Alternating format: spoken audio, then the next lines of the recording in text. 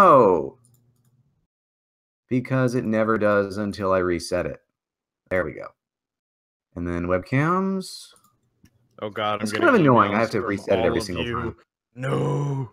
The announcement train has begun. Jesus. Good luck.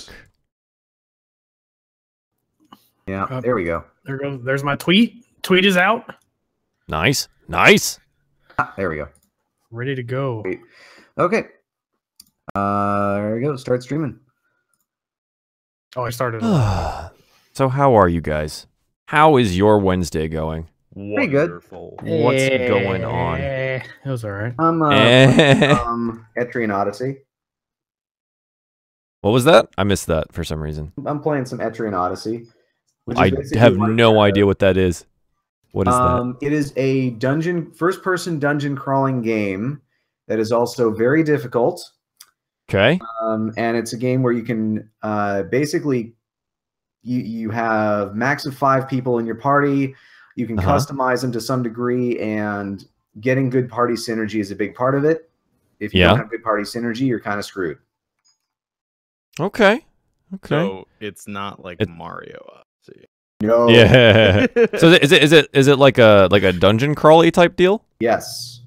Gotcha. Okay. The whole point of the game is to explore Yggdrasil, which is like this world tree. 25 to 30 story labyrinth that is technically either a giant tree or a tower or a deep dark dungeon or something. Yeah. That's some Norse mythology. So right there. I had a question, Rob. Yeah. You're not getting in trouble by Nintendo for playing that on your channel? Oh, I get copyright claimed every day. Yeah. They don't. All it What now? is they can just monetize the content. Yeah. Well, it used to be they would just get pissed off and pull everything down. No, they don't pull anymore. Well, if you're part of their creator program, you can't stream it, which I'm not, and I'm not streaming it anyway. Like, you can't stream their games, I think, because of what happened with PewDiePie. That's just my assumption. I mean, they had that policy before that even happened, I think. No, they had the creator club before that, but they like amended the streaming thing. Oh, really? After that, yeah. Well, but, yeah, no, I get copyright claimed every time. Well, I played. All it is viewing restrictions none. It just means they're allowing their content to be used. It's just they just pull money from it. Yeah, I mean, when I was playing through Ocarina of Time on my channel, sometimes I would get copyright claims and sometimes I wouldn't, which was really weird. Yeah, and it's always like it's always like 30 seconds of a play match, and I think it's like Odyssey, it's probably the cutscenes. And in Mario Kart, I got claimed once or twice. I have, Duzin. I think it's like the barely before the race, like sweeping camera shot. I think that's what they play match, but yeah, it's super random. Huh. Well, all of that said, I'm playing it on my DS. I'm not playing it on my channel. Oh, interesting. So unless Nintendo wants to copyright claim me for mentioning the game, and it's not their game anyway, they can suck it. It's on their console. They don't care. No. Yeah. Don't care. Yeah, I know. Just mention them, and they will come like the boogeyman. Yeah. They will copyright strike all my shit immediately. They'll break through your window like the SWAT team. Mm-hmm. They'll do it. I've seen it. I've seen it. All right. Has anyone heard from Latana yet? Anyone at all? He is not online. I have messaged him. I'm a little concerned. These windows. Same. I will be too. I just don't know how to contact him. Maybe he's on Steam. Let's take a look. What's he playing? He's playing something, isn't he? Well, currently not playing anything. Yeah, he's offline. Where the fuck? He's not asleep. Fuck, I know, right? It is late over there, so I try to give him a little bit of a leeway, you know? Mm-hmm. Hey, he signed up for this crap. That's true. I did let him know it's not going to be ideal. But he did sign up for it. Hey, you know what he was getting into. Maybe he'll be here soon. So CB, you're still playing the Fractured Butthole? I'm playing with my butthole still. The fractured butt comma hole. There you go. I think they like forcibly pronounce it like that in every one of their like press releases and things. It's not the fractured butthole. It's the fractured butthole. Butthole. Yes. Yeah. Yeah, I'm playing that. I would think I'm pretty close to the end, actually. Dude, that game looks so funny. I was watching. Yeah, my it does look really good, and I just like, oh, I need it. I busted out laughing a few times during stream. So. That's always good. I really want to play it. Did you fracture your butthole? Yes, but not because split it from laughing. Oh, my favorite thing that I've seen so far has been Red Wine Drunk Randy. Oh, that was good. I think that's my favorite thing. It's actually my cover photo. I don't want to spoil it, but there's something better that just happened on my last stream. Awesome. Well, because the first time you see him, everybody. He wasn't... Yeah. Oh, dude. Here you go. Plug it. Go watch TheCouchBum. I want to watch it, but I'm afraid of spoilers. But also, I love it, so I don't care. Yeah. So it's like, I mean, that's where I'm at with you and your Odyssey playthrough. I really want to go watch it, but I'm like, I may go get a Switch this week and just get it. So it's like I may just do that. Watch Game Grumps play Breath of the Wild until I didn't do that either. A month ago. Yeah, I still haven't watched it because I haven't finished Breath of the Wild. I still need to play that. Dude, it's so good. It's so good. I played some of it. It's so good. It's just it's so big. I'm on my second. Yeah, go, dude. Stream it. Do it, dude. Yeah. Yeah, I guess I'm gonna my second playthrough as well. Oh, because I got it for Wii U, and then I got a Switch, and I got it for Switch. So there you go. Yo, we should all friend each other on Switch, boy. I don't have a Switch. I was gonna say I gotta buy one, but get a Switch and friend. No, CB, they won't. They won't do anything. And I will buy one. Not true. Yes, please. I'll take that loan too. Get a small loan of $300. Just a small. You can donate to my channel, and I will buy a loan of $300. It's fine. Oh, Latana, you're killing me, dude. I'm not gonna wait forever. I'm not. 4 minutes, and then we're going. I'm just gonna play it. We're just gonna do it. You're gonna have to take the same. Well, I'll probably just play it's gonna be the same encounter. Yeah, hell yeah. Oh god. Oh, so this is we'll make the decision. Yeah, that's the decision we'll have to make, and I don't want to like hand over his character sheet, so I guess I have to play it. Yeah, that's in the past. It's been that like I've had the DM play him, but like somebody who was missing. Yeah, that's what we did in my other campaign as well. It's kind of a pain in the ass, especially not having any heads up on it. Right. Luckily, I still have access to all your shit, so I can just do this. Well, my screen's a little messed up now. But yeah, so the issue being I got 4 cameras up. Yeah, we'll have to do this. We'll have to fucking do it live, boys. Okay, we'll do it live. So here's the deal. I'm gonna start making new scene collections here, so I can do this. That's not a bad idea, actually. Yeah, let's go ahead and take this, put that in the corner. I'm just gonna start adding shit, and we're gonna have a really ghetto version of what I put together, and yeah, it's gonna be frustrating. It's fine. I'm gonna watch what Watch as soon as you're done setting that up. Gonna watch what I'm doing. Or do you have something blocking it? Blocking what? Your screen. Do I have something blocking my screen? No. Oh, what are you talking about? I need to get my. I just realized I should get my stream things up so that I can actually see if people are saying something to me. You silly boy. Yeah. Nobody's even watching mine, so. Well, yeah. It's all good. I mean, nothing's happening yet, so. Ooh, I got my boy Duzin in the chat. Dedicated. Oh, yeah. Duzin, hey Duzin. Duzin's in here. It's all good. I've come to know who that man is. I have my hour of medieval and fantasy in music. I think. Hang on. Let me do it this way. Can I send this? God, are you kidding me? I hate that I had to fucking do this shit. Move to bottom. I'm a little upset. We're gonna do it live. I am upsetty spaghetti. It's okay. We can explain it. I got him trashed, and we left him in the woods somewhere. Just say we wake up and he's not here. He's not. Yeah, there. I think that's probably the one that makes the most sense. Oh, he's just gone? Yeah. Oh, no, he's gone. Maybe he'll appear later. Yeah, we can work it into the plot. But he loses experience because I don't think he loses it. I just he doesn't get it because he doesn't get it. So you want to take all right, so let me get this straight. You don't want me to change any of the encounters. You don't want me to play as him.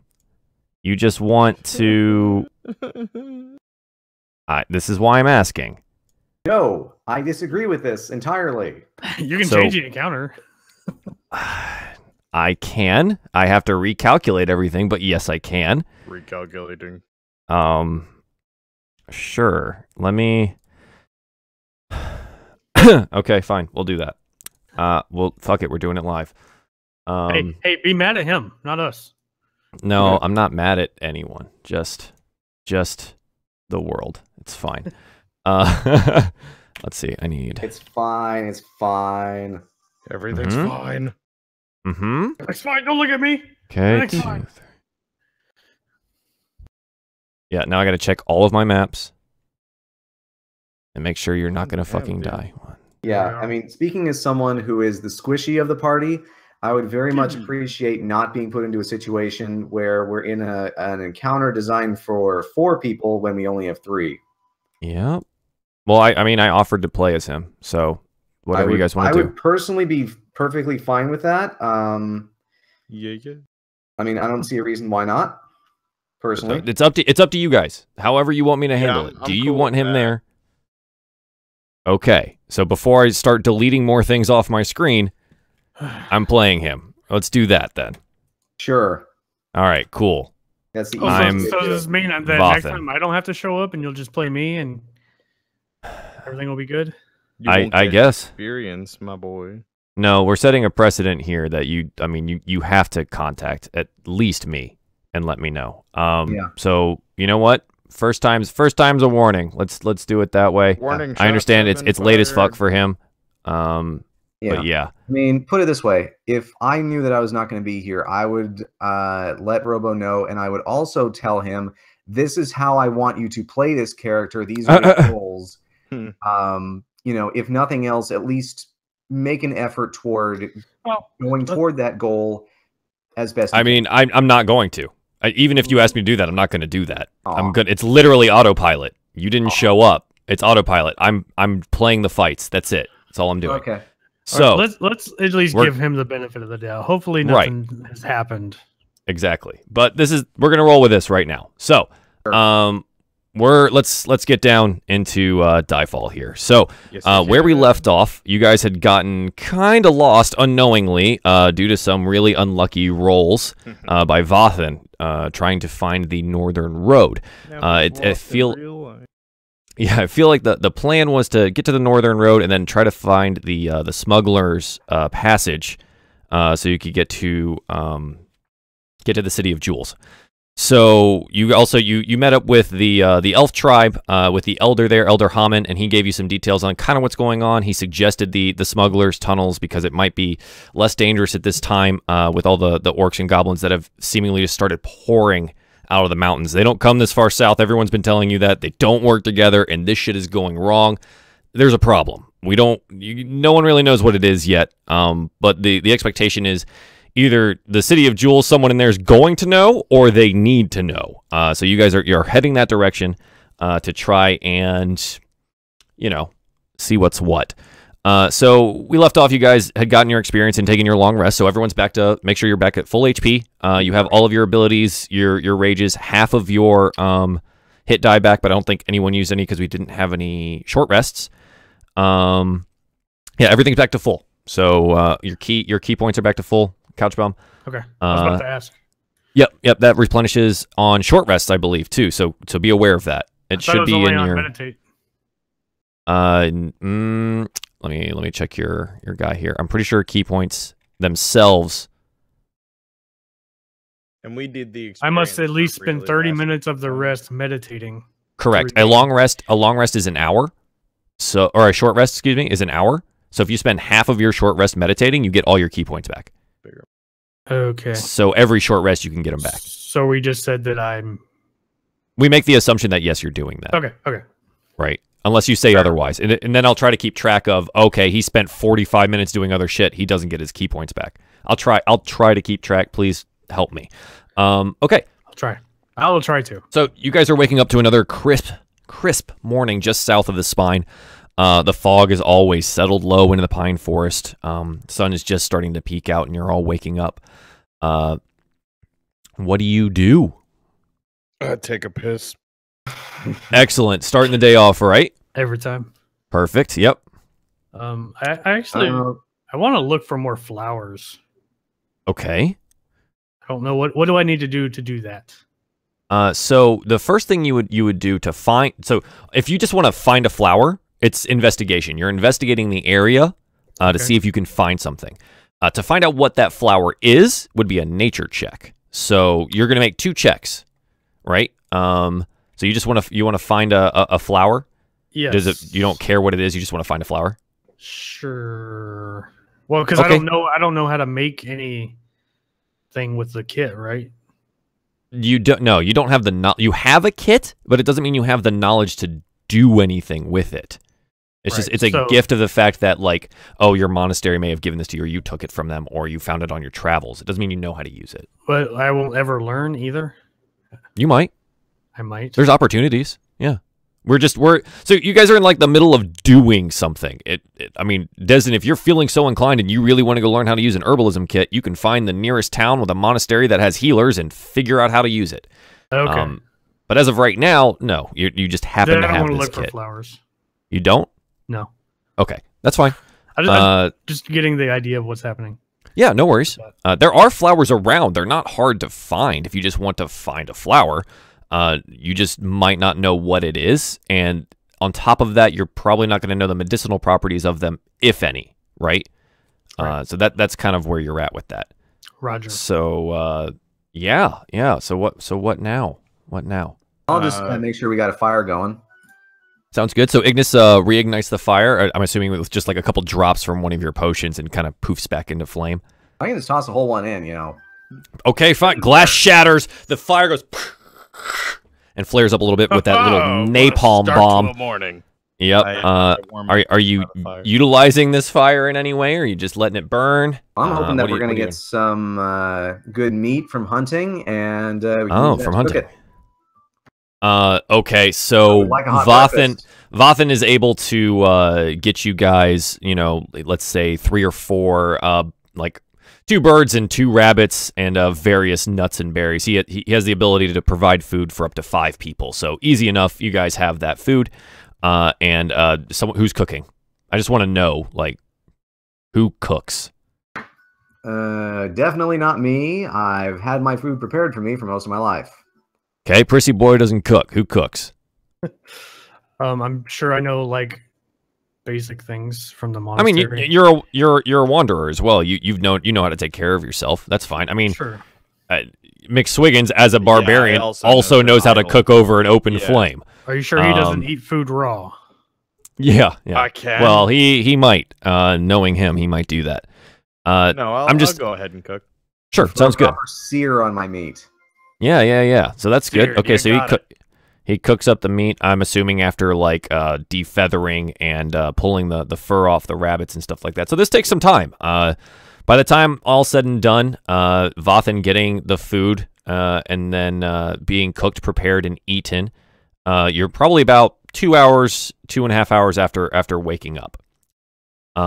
So yeah, now what? The sun is starting to peak just a little bit over the trees right now. Shall we continue? Yeah, we should get moving. Sure. Remind me one more time, Joel, where we stand on the surrounding area. We had just fought those tree fellas. Yeah, they attacked your camp. So you had used a couple of their bodies to reignite the fire, which was really brutal but kind of hilarious. So where you're at, you don't know. Vathan kind of got lost. That they put, because I remember him saying that we were supposed to hit the road.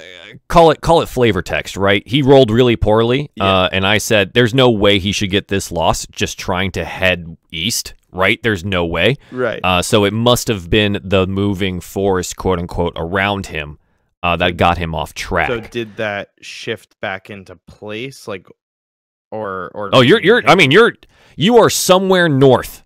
Okay. You don't know how far. My point being, do we need him to roll a... I mean, he's probably the best suited for it. I really don't feel like...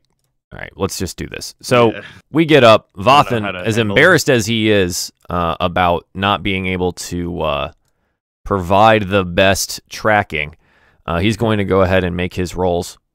16, he makes it with advantage. So 16, yeah, fine. So he gets you set right. He puts you back on the right track. None of you know this. None of you know technically that you're lost. But you're pretty far north. Like, you would have noticed throughout the day that the mountains were getting bigger, but you still haven't hit the road yet. So you were probably heading north. So the mountains are like, they're starting to like tower over you now. Like you're getting really close to the entrance of the mountain range here. So he's got you headed off in a northeasterly direction, and you guys are heading that way. I'm gonna say Vathan's in front, leading, and then who follows? What's the marching order, just for knowledge? Back to his diagonal left, I would be following. Sure. I'll just follow behind. Okay. Next to the Noom. Okay, so let's say right side. So you kind of have this like weird triangle pattern going here, if not diamond, with the short-legged gnome falling behind a little bit every once in a while. So you make your way throughout the day, unless you guys have anything you want to talk about. You just continue onwards in a northeasterly direction, heading towards the mountains and the road. Suppose Vathan has assured you you're heading towards the road. Oh, okay, yeah. I was gonna ask Vathan how far out. How far out would you say we are from the road? Vathan responds, definitely less than a day. I can't imagine many more than like three hours. So I mean, hours is a rough measurement of time, right? Because there's no technical time in this. Yeah. So as the sun approaches its zenith, is what he tells you. So noon. All right. Hopefully we don't run into any of those little bastards again. What was that, Rel? Rel or Rob? Yeah. Rel. Sorry. So then we should probably break before we reach the road, just so that we're not eating on the road. Oh, you mean like a lunch break you guys are taking? Well, if it's going to be noon once we reach the road. I'm only asking because previously you guys have never eaten a lunch. Oh. You've actually never eaten a dinner. You've only eaten one meal, which I'm calling enough to keep you guys sustained. Then so I don't mind this. If this is the level of realism that you want to get, and you want to make sure you eat at least twice a day, I'm totally cool with that. No, I don't want to have to keep track of that. I'm okay. That's fine. I just wanted to let you know. So let's say you take a walking lunch with your rations, right? You don't ask. Vathan like grabs like some berries and stuff and things that he sees while he's walking. So it supplements your like hardtack and some bread and cheese that you have from your rations. I'm not going to say it takes a full ration to eat this. It's kind of like a snack, all right? And you're just continuing on your way. Just eat it. Sure. Yeah, exactly. The berries are pretty good. With the early spring, they're like, they kind of taste like young blueberries, so a little bit tart. But they still have that like kind of purplish goo in the center, but they're more purple skinned rather than blue, but they taste like a young, a little bit sour blueberry. Still pretty tasty though. Definitely, it doesn't like upset your stomach or anything like that. Vathan knows enough about the woods that he's in that he can provide. So yeah, it's noon, and you find the road. You find the northern, quote unquote, road. It's a major thoroughfare, so it's not paved. But it is definitely like a dirt track, right? Like this is a main thoroughfare from the Sparrow Crossroads or Sparrow's Crossing up to the City of Jewels. So it's a major trade route, as much as you see the ruts of where caravans have passed through and recent like horse divots and stuff like that. So it seems like there has been trade through here. You just don't necessarily know when last. You could try to check, but I mean that's up to you. We should keep an eye out for orcs and goblins. We don't know if they've been this way or if they're coming back. Sure. So with that being said, Vathan is focused on leading you guys. Okay, I know you're on the road now, but I'm having him. He's the de facto leader at this point, being in the front.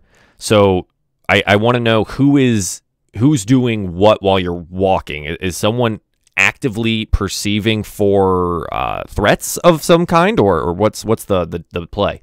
Ooh, I would not be the one to do that. Okay. I would say that I'm lost in my own thoughts right now. Okay, sure. I would be the one kind of keeping a secondary eye on things as I'm trailing right behind Vathan, I think. Sounds good. Just kind of as we hit the road, I sigh with relief. Like, finally, I'm out of the damn woods. Now I can figure things out. And really, would I know this road at all just from... You would have traveled it. Barbarian things. Well, you would have traveled it down to Sparrow's Crossing from your tribe. Oh, your tribe is up in the mountains, the same road direction, except it's like when you hit the mountains and you get into the range, you start going more northeast, whereas the City of Jewels follows the main road northwest. Got it. So that's the breaking point. And the road, the quote-unquote road to your tribe isn't really a road at all. It's some trails, and you're in barbarian territory at that point, right? You don't make roads. You're just there. Right. But yeah, you would know this road. I think everyone would know this road, except for Desdin, just because Desdin's never traveled this far north before. So he might, because he's been traveling with you, he knows the North Road exists, but he's never seen it. The North Road. No. Yep. And yeah. At least we're out of the woods. Finally, I feel comfortable. Vathan kind of turns around and gives you guys a wry smile. He's like, I thought you would like the roads. Or the woods. It's beautiful in there. Bad. You elves certainly know how to drink. Yeah. I'll be a lot happier once I'm back in the city. And back home. He nods knowingly. And so I guess you continue on the North Road. So Rob will be doing the perceiving if I request of it. I'm hoping you have a better perception score than I do. It depends what your score is. 0. Is yours negative? No, it's 0. It's 0. Oh, that would have been awesome. So, I mean, you guys remember, when I ask what you're doing, you can say that you're physically taking your action to help someone do a thing. So if, like, 2 of you are perceiving, then if I ask for a perception roll, you make that roll with advantage because there's 2 of you. All right, then I would probably be helping keep an eye out at least. Okay. Or if nothing else, at least an ear. Sure. So thanks for clarifying. That's good. I'll since you have the same modifier, I'll probably still have Rob just make the roll just to keep it simple. Yeah. So you're on the North Road. The sun is high in the sky. The fog has burned off, and some of the chill is starting to leave your bones as you exit and enter into the sun, because the road sits kind of in a clearing pathway. So as you continue to travel north, you see the woods start to get more and more sparse behind you. The silver copses don't really exist anymore up here. They're deeper into the woods, and there seems to be like a break where all of a sudden it's just the road and a plain of kind of, I don't want to call it grass, but it's very patchy. And it definitely, you're approaching the steps of the mountains themselves, of the spine. And as you approach, I mean, these mountains are absolutely enormous. Their peaks break through the tops of the clouds, and you can't see them at all. And it seems like there's much more of the mountain above the clouds than maybe even below them. It's somewhat of an unfathomable height as you get up closer to them. And the feeling that you get is as you approach these mountains is you thought you were much closer than you were, but they're actually so immense that the perspective of it is totally skewed. So as you get closer and closer and they get larger and larger, you're still not necessarily arriving at them when you would expect to because of their actual immensity. But you do make your way there and seemingly without any real trouble. The roads themselves look to be in good shape. Can I get a perception check from you, Rob, now, please? Sure.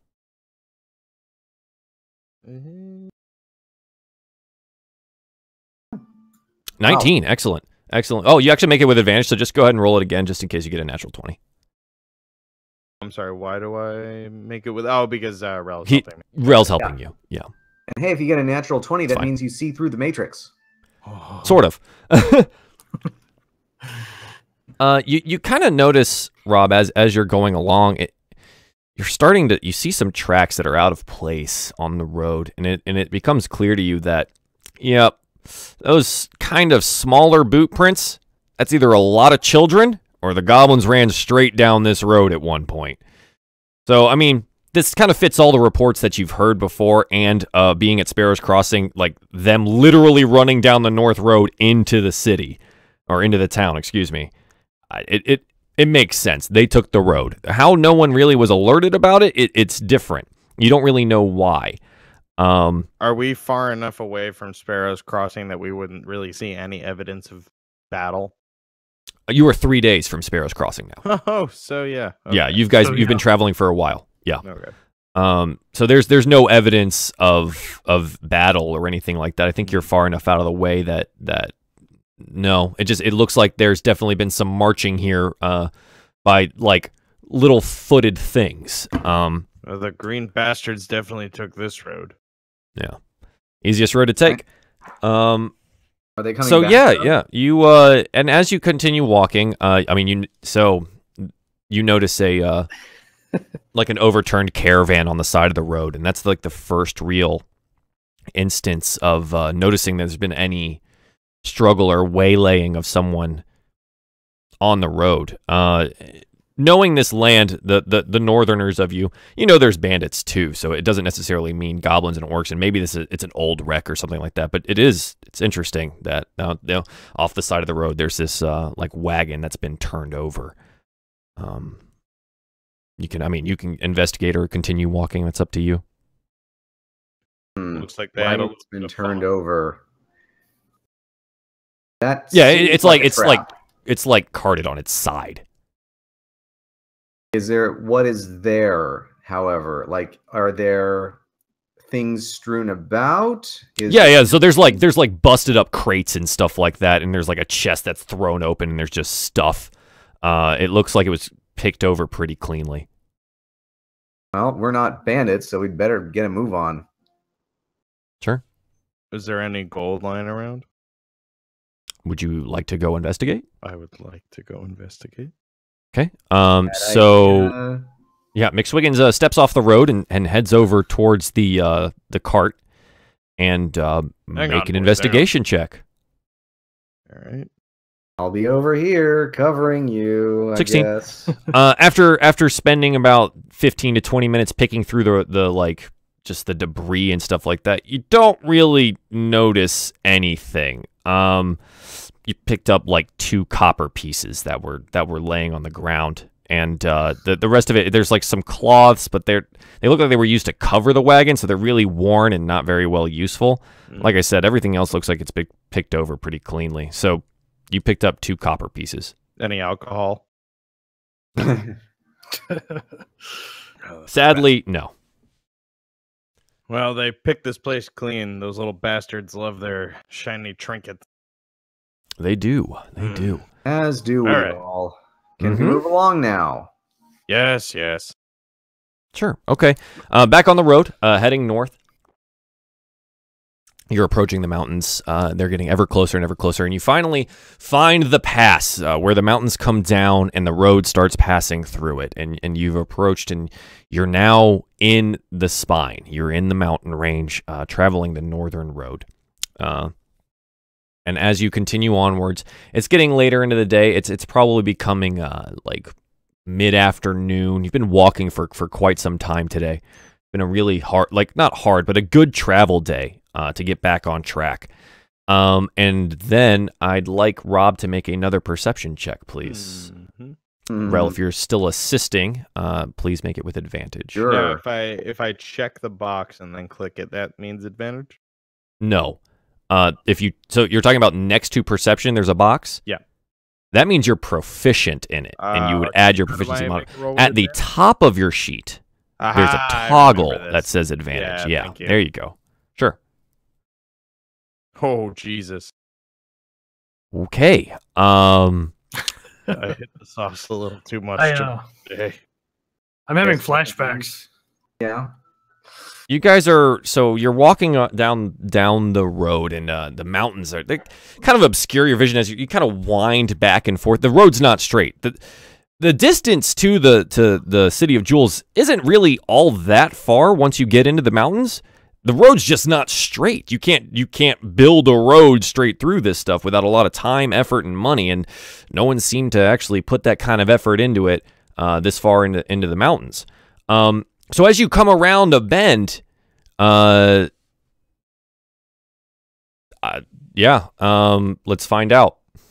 You come around a bend, and all of a sudden, an arrow comes flying out. Oh, Lord. And strikes Vathan pretty squarely in the chest here. Jeez. Yeah. And I think this will roll correctly if I do this. I've got this set up.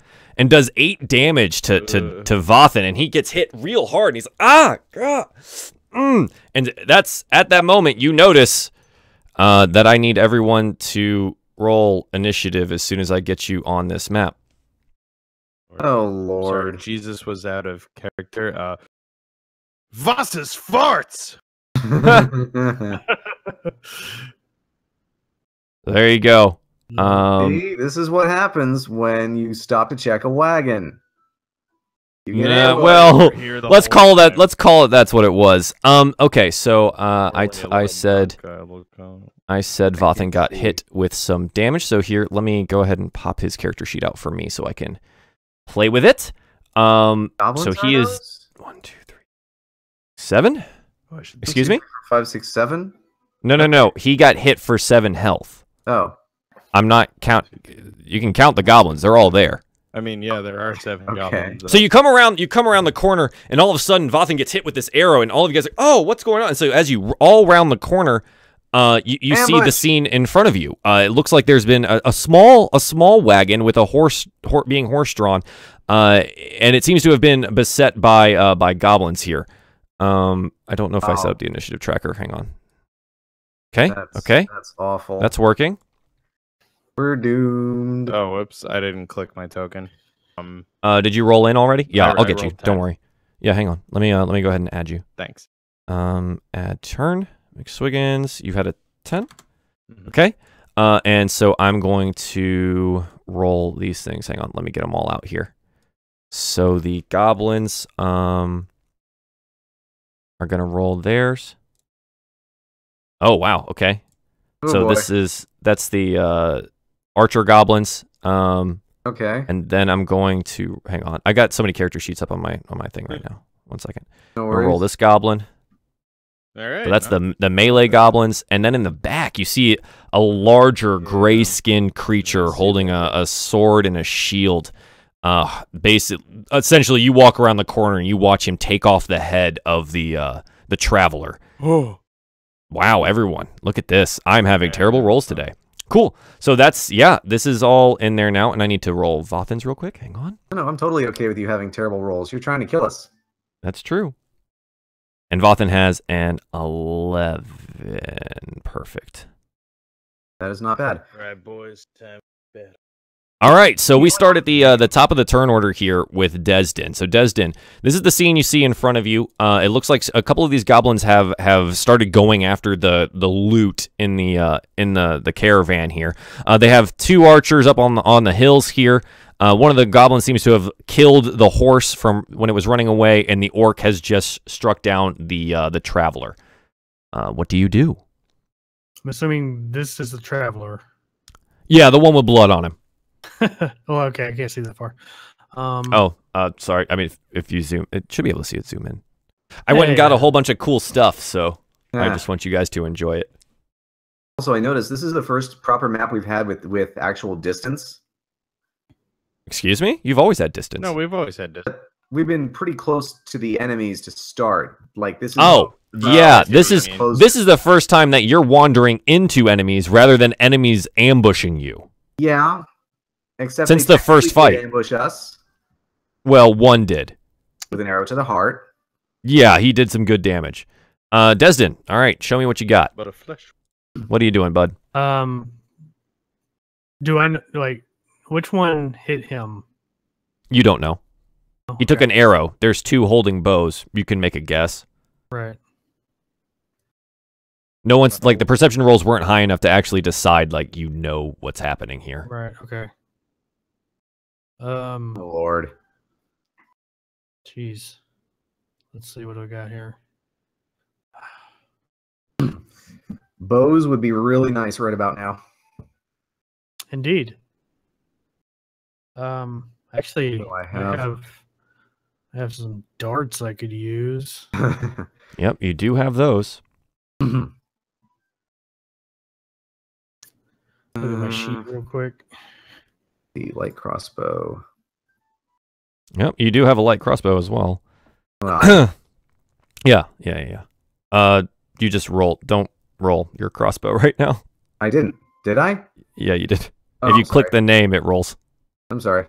It's all good. Desdin, what are you doing? I'm thinking. I need answers. Yeah, I'm gonna throw a dart at this first guy. Can you ping him for me? Yeah. If I can click wait. Before you do that, can you move and then throw a dart? Yeah, guys, you can use your move, your action, and your bonus action in any order. Yeah, okay. You can move, and you have like 40 feet of movement, don't you? 35? Yeah, but if I can't climb this. Yeah. So that will take an action. Well, maybe not an action. Depends on. I'll make you make a check to climb this, but it is definitely going to take double speed to get up that. Double speed. So it counts as difficult terrain. So like this one square is like 10 feet, and then this other square is 10 feet to get up through. Right. Rather than just the 5. And I'd also have you make an athletics check to climb it. But you can move towards him and throw a dart. Go for it. Yeah. Or you can take the guys on the ground. It's whatever. Yeah, or run. Too. You know what? No, I'm gonna stay next to the gnome. What? Okay. Sure. So you're not gonna move? I'm not gonna move. Are you going to attack? I'm not gonna attack. And all your bonus actions rely on attack. Okay. So Desdin skips his turn. Vathan, seeing that he got hit pretty damn hard, he takes 2 steps to the right, or a step to the right here, to get a better shot and kind of maybe provide himself some cover from this direction. Oh, I'm gesturing on my screen, but you can't see. So from this direction. He's going to go ahead and take a shot here on this guy. I'm assuming you can see on my pings, guys. Yeah, I can see it. Yes. Also, okay, even though you said we technically don't know which goblin fired the arrow, we kind of know which ones have bows, so. I did say that. Yeah. I said you see 2 with bows. Right. Anyways, so he has his longbow. He's going to notch an arrow and take a shot. With a 24, he definitely hits. He's going to roll for damage here. And so this goblin, he notches the arrow and he comes back and he lets go, and he gets a pretty good shot on the goblin that had hit him previously. The goblin squeals a little bit and kind of just yells in goblin over to his companions. Rel, you understand it says, "We have intruders!" Yeah. And they seem to us first. Yeah, okay. Yes. Everything happens within the span of 6 seconds, so it's really recent. So they notice you. They know you're here. And that's Vathan's turn. Surrender or die. Actually, wait, I'll do that after I shoot him in the head. Are you actually trying to intimidate them, or are you... You know, can I do that as a bonus action after I actually make an attack? No, it takes a full action to do an intimidation. Oh, for the love of... No. You can say whatever words you want, and maybe that preps them for later, but to actually physically do an intimidation, it's a full action. All right. Well, then I need my bonus action at some point. Whose turn is it? It's McSwiggins' turn. Now, can you tell me real quick if this terrain is this like a... Are they high up there? Did you see that? Yeah, yes, correct. So this area that he's up here is elevated probably about 10 feet, okay. 10 or 15. Okay. And I'm so it takes ahead and just measure this out real quick. Okay. I'm gonna pop right on over here. What's your move speed? 25. So this is as far as I can go. Two short leg guys. Yeah. 25 move speed. I get extra speed. I think eventually. Yeah, barbarian bonuses here. Yeah. But as my bonus action, I'm gonna pop my motherfucking rage. Sure. Okay, you are now raging. Yeah. Yeah. And that'll be my turn. I can't do anything else. Rage. I could javelin. 10 rounds. Okay. All right. Well. Nah, that'll be it. And I guess. Well, let's see. My crossbow is good up to 80 feet, right? What does your character sheet say? That's what I was trying to do before and figure out the range. It's up to 80 is just a normal shot. Okay. Everything after 82, 320 is disadvantage. Okay, so I have, let's see, wait, how far is 80? So I can, I have a shot on everything here and I don't have to move. Correct. If you don't want to move, you don't have to. Okay, well, I'm going to take a shot at the same, wait, I need my finger. There we go. I'm going to take a shot at the same goblin that the elf took a shot at. Yep, go for it. While screaming, "Surrender or the barbarian eats your ears." Good. A delicacy among the barbarian culture. Oh, I guess. Okay, did that do a roll? Did you click the word short? Crossbow? I thought I did. Wait a minute. No, that's the item. Okay, wait. In attacks and spellcasting, if you click the word. There we go. I got it. Okay, what is it? I can't see. A 5. You notch it and you go, or he eats your ears, and you shoot and it clatters behind the goblin. The goblin just looks at you and goes, yeah, he's not entertained. Come on. And not intimidated in the slightest. No, I wouldn't be either. Yeah. Okay, so that puts up the bow wielding goblins. So this one up here. Watch them roll 20s. We'll find out. So this goblin up here. Let me go ahead and I gotta pop out more sheets here, guys. Sorry. A lot to look at. He's going to make a weapon attack here with his short bow against. I think against you, Ignas, because he thinks you're hilariously bad at fighting. And he thinks that he can intimidate you just by hitting you once. I am very bad at fighting. He rolled an 11. I'm assuming your AC is higher than that. Oh yeah. Okay. So he fires back and goes, but while he's laughing, the bow shakes a little bit and it goes wide. So was an orc whore. So the second goblin back here, he sees what's happening here. These are the guys in back are a little bit far. I think he's going to take the easier, quote unquote, easier target here. With screaming dwarf. The screaming dwarf running at his friends. Yeah. He wants to protect the loot, is what he's doing. He's like, Mah! Mah! And Ignas, you understand that as get him away from the loot, get him away from the gold. So he makes his attack on you and rolls a 16. What is your armor class? Is 14. 14. So he hits. He yells that, and he fires a pretty good shot at that distance, and he does 8 piercing damage to you. Oh my god. Halved because you're raging. Oh. All right. That's good. Yeah. So that is the archer goblins. They don't move. They have the high ground here, and they think they're pretty safe up there. So these two goblins down here are immediately going to rush the barbarian. I accidentally moved I need to, hang on, map layer. There we go. Resistance just means it does half? Yes. Okay, great. These two goblins rush this direction and surround the dwarven friend. They think it's 2 against 1, right? They pretty much think they got you. They have a speed of 30, so this one will move. He's gonna go He's not going to be able to make an attack this turn, but he comes up here.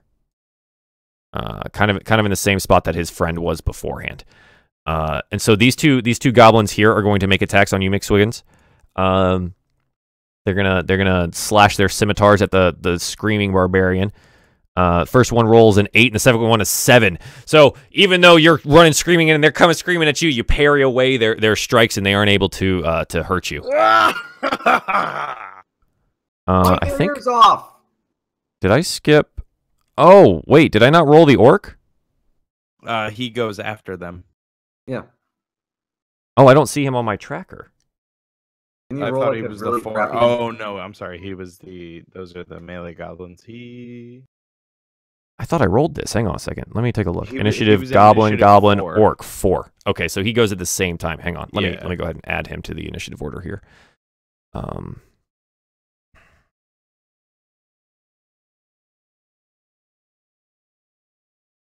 So he has a 4. Okay, cool. And I can just leave him up here.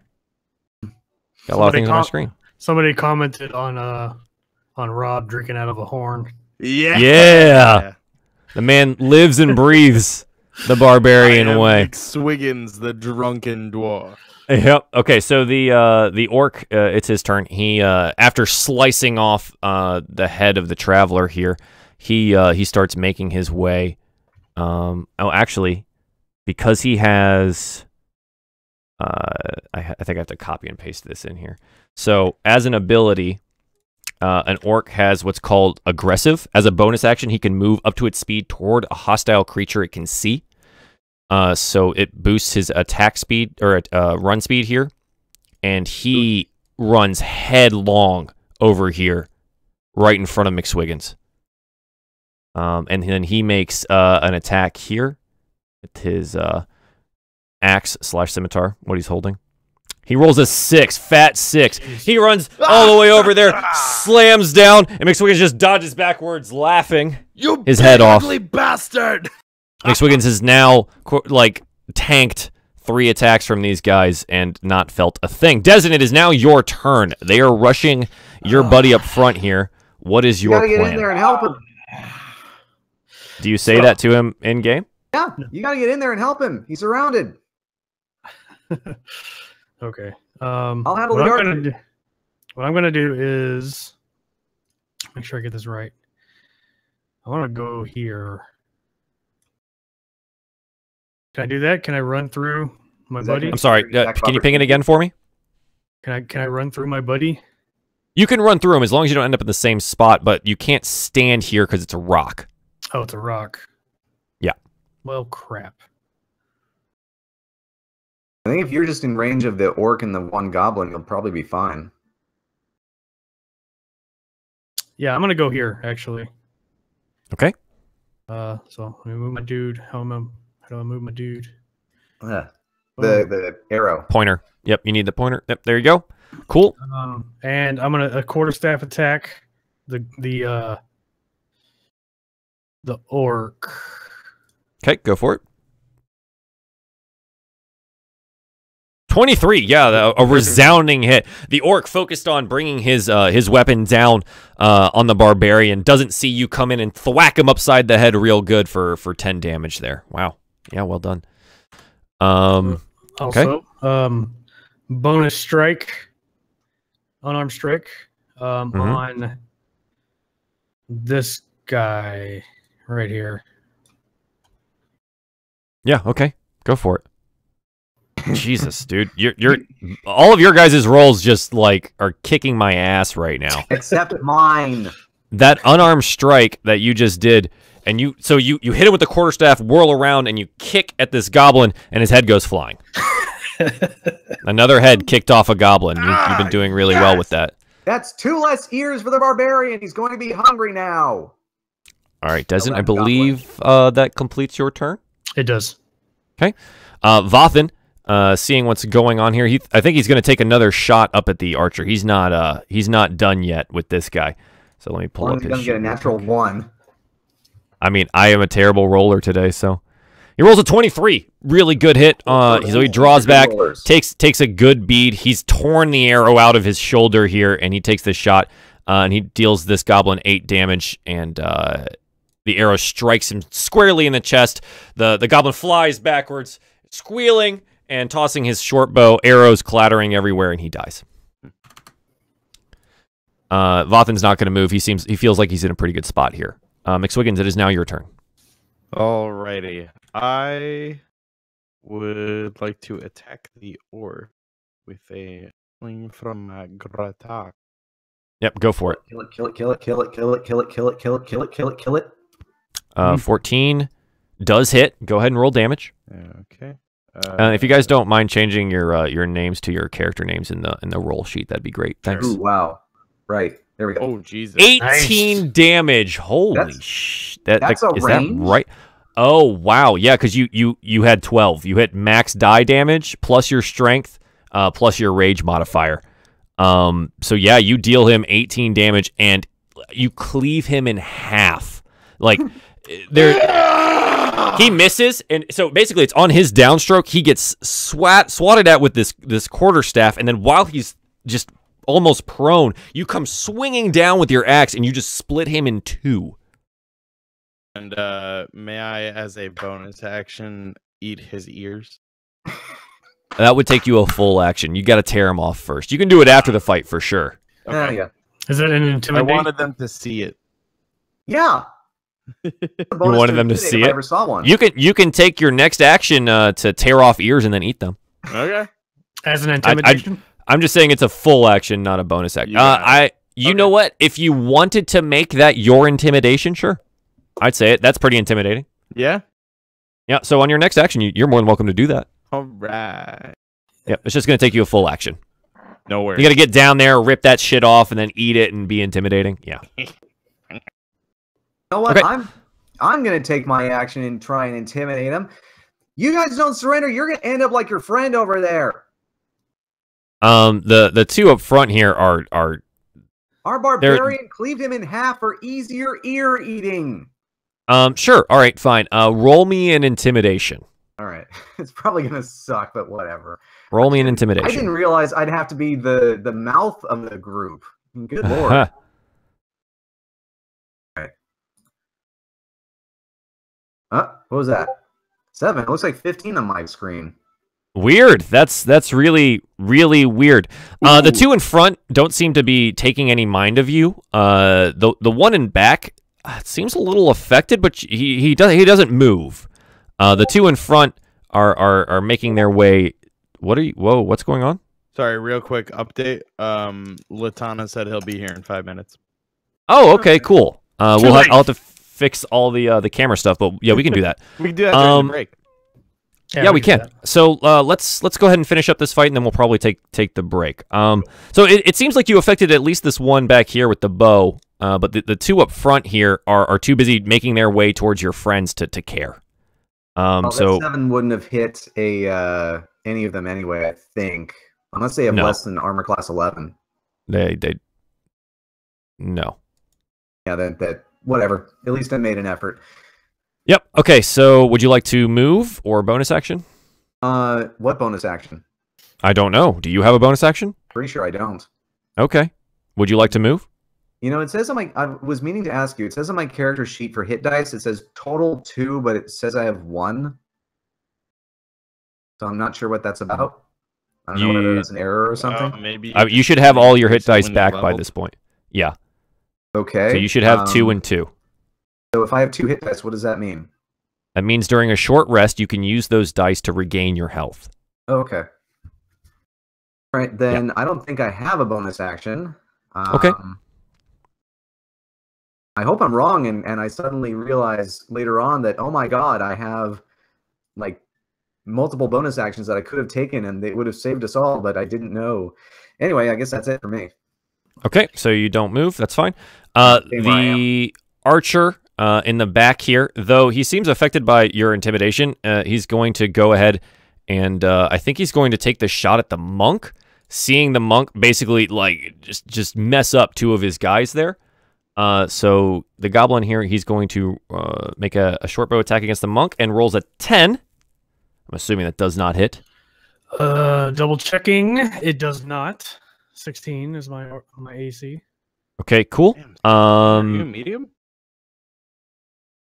Yeah, he has he's unarmored. Yeah, unarmored. Oh wow. So the difference between the unarmored for monk, I believe it takes into account wisdom, and then the unarmored for barbarians takes into account constitution. Yeah. All right. Yeah. Dex modifier plus constitution. Yeah, and I'm pretty sure better if I had dexterity. Yeah, and Desdin's, I believe, is Dex plus Wisdom. Got it. Okay. So that's the archer back there, and then this goblin, the two goblins here, they're gonna basically try to do their best. They've selected their target already. They're gonna go after the barbarian here. Can I point something out? Yes. Oh wait. Let me actually ask a question then before I open my mouth and make a fool of myself. Okay. Moving around a character or an enemy does not cause an attack of opportunity. It's just if you move away. As long as you stay within the threatened range. That's what I thought. Okay, never mind. Yeah. Yeah. If you move outside of the threatened range, they'll get that attack. But as long as you stay in it or enter into it, then you're fine. All right. Okay, so they're going to make these the two attacks here on the barbarian goblin. One rolls a 20 and the other one rolls a 7. So I'm assuming the 20 hits. And he hits you for 7, cutting in half there. So it'll be you always round down, so 4? It's 3. Oh, round 3 down. damage. Oh, yep. Nice. Every time you have halves, it's always round down. Every time. Okay. Yep, just to set that up. So they make that. The orc is dead. It is now Desdin's turn.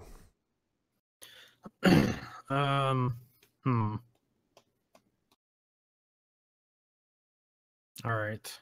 Well, I'm going to swing my quarterstaff at this guy. Okay. 16 is enough to hit. And 9. Nice. Yep. You whirl around after killing the other goblin, and you basically baseball bat this one's head off. Now, is there such thing as a chain reaction move? Like, so if I push the dwarf into the other one, am I able to do that? You just want to push the dwarf into the goblin. You've been playing too much South Park, dude. So push is an action. Push is an action, but it is a full action. And if the dwarf was an enemy, you'd have to make opposing athletics rolls. I have a different question then. Sure. Yeah. How does dashing work? So a dash is basically taking your move. Let me explain it this way. So you have your move, your action, and your bonus action. Your movement is your set speed. Your action can be used to do what is called a dash, which is just moving again. And I think for you, your bonus action can also be a dash, which is just moving your movement again. So I think your max movement speed is like 120 in one round. Okay, so okay. I guess what you want to do is move up here and attack the other goblin. Yeah, what I wanted to do was come get this dude, but if I use my dash, that uses my bonus action, so I won't be able to attack him. Right. So you'd move. You still have your movement. You'd be able to bonus action move, and then you'd just be over there. Right. Well, what you could do is you could take out this one, and then we further try to intimidate this guy into surrendering. I mean, if he's solo and we've just murdered all his friends, then maybe it'll be a little bit easier. All right. So I'm gonna move here. Nothing else. It reduces numbers. And then I'll just use my bonus action unarmed attack. Sure. Go for it. Boom. Yep, enough to hit. Go ahead. And boom. Yep. And again, you basically spinning kick this one to death. It's unbelievable. I hate that every time I look at this, the monk breaks my encounters. Okay, that's Desdin's turn. Vathan. Down to the goblin up on the ridge. You're all alone. Surrender now. He looks a little nervous. Vathan is just going to take the shot with his longbow. He has the range, so he's just going to go shoot. He rolls a 10. I need to turn off the advantage toggle there. He rolls a 10, and it misses. So it just clatters off the wall beside the goblin. He's not going to move. And then McSwiggins goes.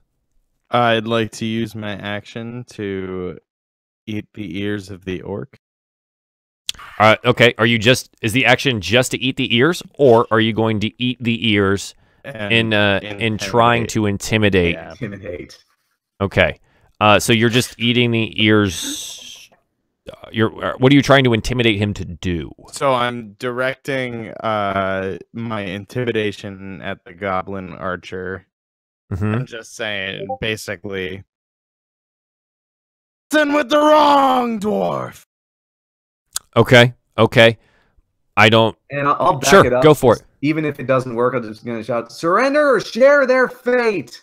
Okay, so you'd be using your action as well to intimidate. Okay, so McSwiggins, go ahead and roll your intimidate. I just want to end one encounter with not killing everyone and just like take prisoners. Sure, I get that. Can I use my inspiration to roll this with advantage? Yes, you can. I really want this to happen. Sure. Oh wait, okay, I forgot to good start. Advantage. Just roll it again. Just roll again. Great.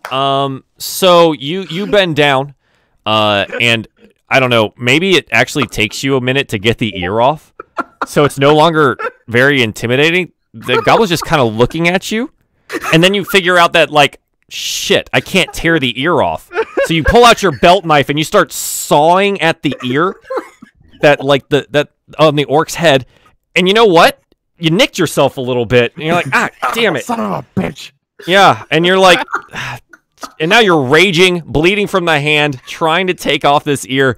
It's not working out well for you. You basically get off the pointy part. You get the pointy part of the ear, and you're holding it in your hand. It's pretty small. You got like this much of it. Do you eat it?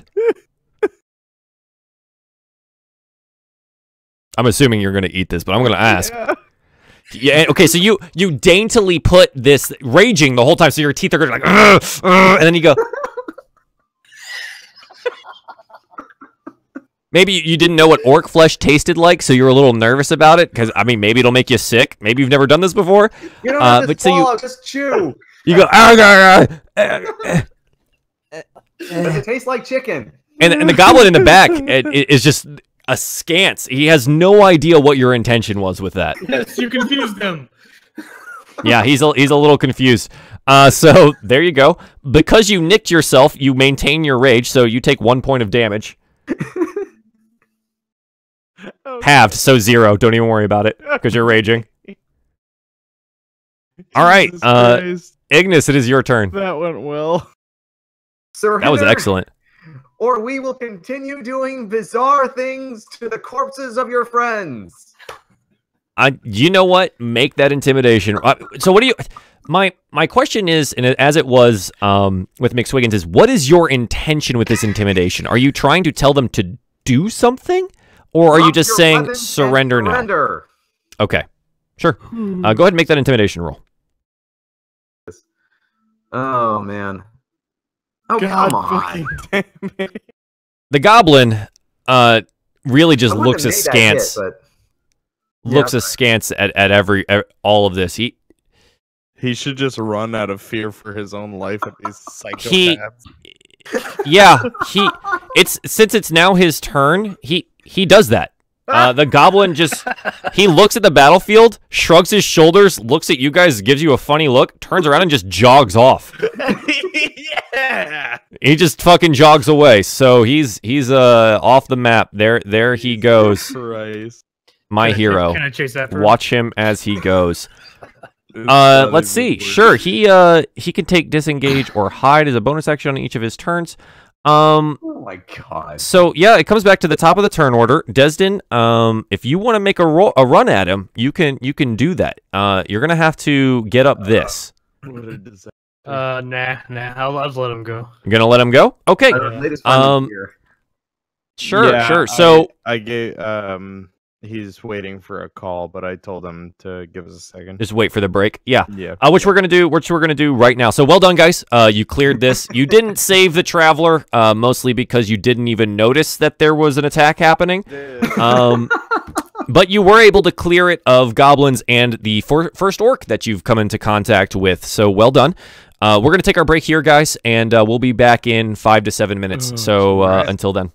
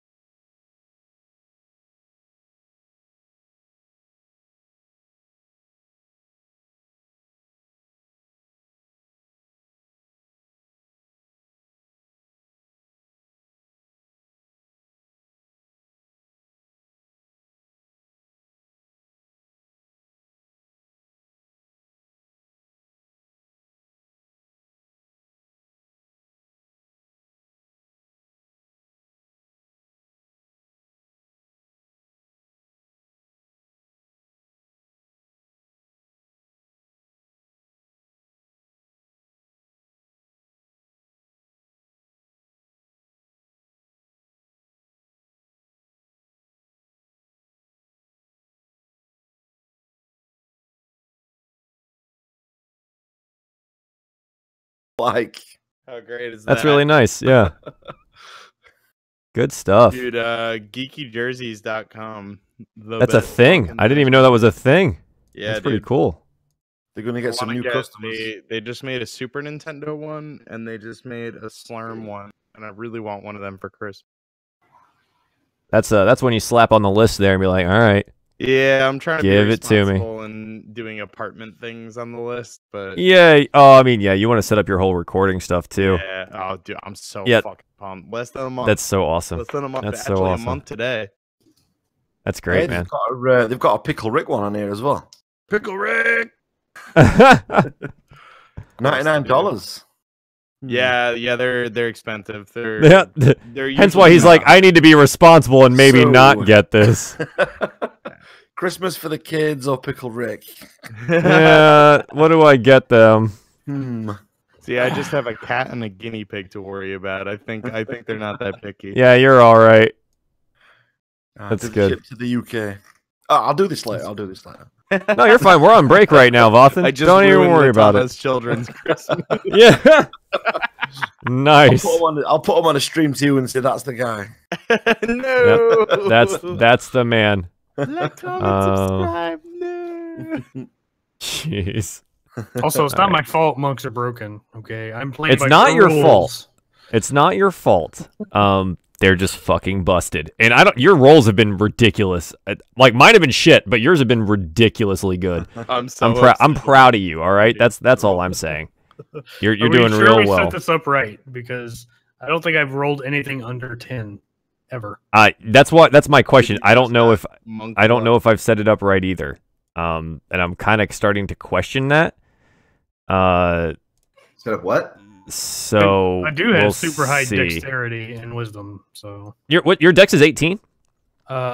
Yes. Yeah, that's why. You just have a super high dex. Very well. Yeah. Your dex is outrageous. Yeah. I rolled well on exactly 2 things. Yeah, you got 2. Just good. Yeah, like I did get 2. Yeah, that's not bad though. If I were doing less, if we were doing intelligence rolls, I would be doing fantastic.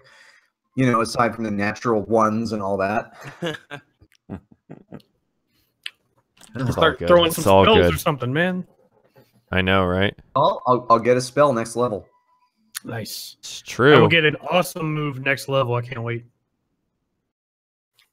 I can't survive that long. Rage. I always forgot that rage gives me resistance against attack. Yeah, man, that's like the whole point of having that. Yeah, to me, it's like the advantage on the damage roll. That's what I like focus on. I always forget it. Gotta fix your window capture. Barbarian stuff. Barbarian stuff. Always barbarian stuff. Oh my god, why does this look so weird? Yeah, next level I get another rage. There we go. You get an additional rage next level? I do, but the rage damage stays the same until level 9. Gotcha. Wow. Level 9 is +3. What's that website again? There we go. The 5e tools one. Yeah. Hang on, I'm fixing things, so I'm not gonna link that for you. Joel said that we all forgot it. So I thought, right, all of you, like, just bookmark it. Excuse me. I'm gonna send the link this time. I bookmark. Rob, you also have a book, like a physical copy, so I'm not really worried about you. There you go. I've just put it in the chat. I have it like saved in my browser. So. Oh, true. I get to do Primal Path, which determines different type of berserker. Yeah, no, level 3 is really fun for a lot of you guys. Level 3 is where you become actually real people. I'm a real boy. Yeah. You become real people. I need to find channels. There it is. Rob, your channel thing broke on my channel thing on my stream. What happened? I got you. Don't worry. Don't worry. What you mean, boyo? Oh no. Oh, I did break. You're good. You're good. I got you though. McSwiggins. All this stuff broke. All this stuff broke. Hey, there I is. I'm only doing that roll just because I'm seeing if I've popped out the character sheet and it still works, which it does. Yeah. If you pop it out, it's all good.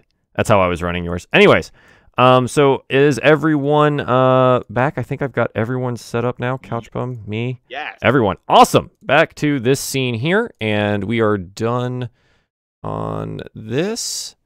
So Latana, Yep. so I just black screened you guys. You're welcome. So yeah, you just fought. You know what? I'll be nice. Latana, here you go. This is the battle that just happened. They did well. There's a caravan, a horse, and a traveler that was besieged by some goblins and a single orc that seemed to be leading the party while you're heading up through the mountain pass. What do you do? The fight is over. The last goblin has fled. You've decided to not attack or not chase after him. You should first of all, McSwiggins, your rage subsides. Vathan, you've taken some damage. You took 7 hit points, so make sure that's still on there. And I immediately go over to the caravan and start looting it. Okay, so you'd like to loot the caravan. I would. Is anyone helping him with this? Well, first, I got to say that McSwiggins, I didn't think you'd actually do it, but I appreciate. I'm a man of my word. Yeah, it tastes like chicken. It tastes like something. Ignis, my friend, You don't want to know. And I definitely will not ask. So, Goblin said that we were intruders and that they needed to protect the loot. So I assume they were raiders trying to get at this caravan. Hopefully prevent such actions in the future. I think we should make an example of them. I suggest putting their heads on sticks by the roadside. I suggest going for the loot. Okay, McSwiggins is going for the loot in the caravan. The box is there. I'm just gonna say we should keep moving. Okay. Ignis wants to put heads on spikes. And Vathan, what are you doing? I'll guard over while McSwiggins is looting the caravan. Just for a bit and before we move on. Sure. I'm guessing he's going to have his head down and busy. So it looks like, Ignis, if you want to put their heads on spikes, you need to find some spikes and then put their heads on them. Ooh, wait, what's in my adventurer's pack? I don't know. You tell me. McSwiggins? We might still have sticks from the twig people. I mean, you have physical sticks, but they're not sharpened in any way.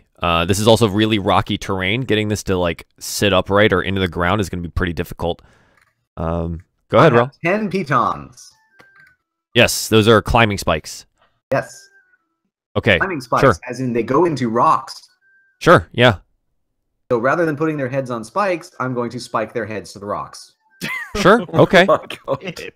So, can you go ahead and... Well, actually, McSwiggins, go ahead and make an investigation check. Vathan, give me a perception roll. Desdin, are you just hanging out, or are you watching? What are you doing?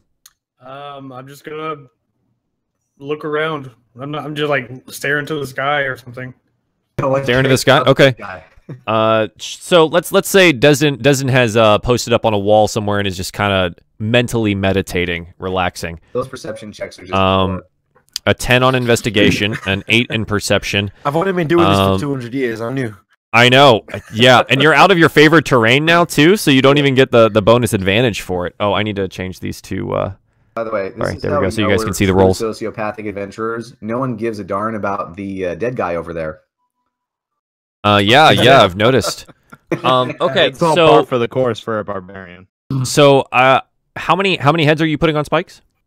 Let's say the goblins, and I'll make an effort to get the orcs split head onto one spike. Okay. If that doesn't work, I will gladly keep it separate. Okay. Do you have a belt knife or something that you're doing with this? Oh, sure. Let's assume that. Sure, you have a belt knife. You're an adventurer. You have a belt knife. At the very least. You could crowbar some heads off. Sure.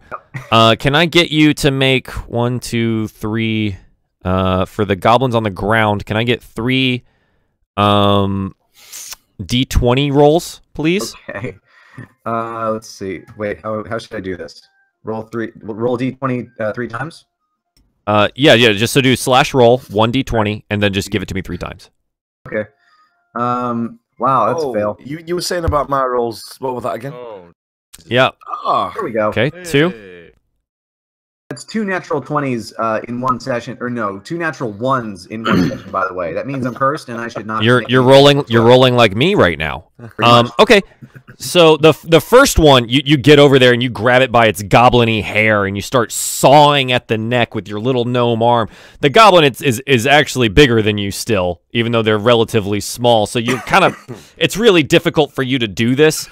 This one, you nick yourself pretty good. You don't get the head off, and you take about 2 points worth of damage, cutting your own hand before even noticing that you've been doing that. You got a little bloodlust in your eyes going for these heads. So you take 2 points of damage there. The other 2, you're able to saw off with some effort. Can I get an athletics roll from you? Athletics. Hang on. Where's character sheet? Come on. Athletics. I should actually... Wait, you mean acrobatics? No, you're athletics. Physically sawing something off. So I didn't realize they were different abilities. Yeah, athletics is strength a 5. Seriously? Oh.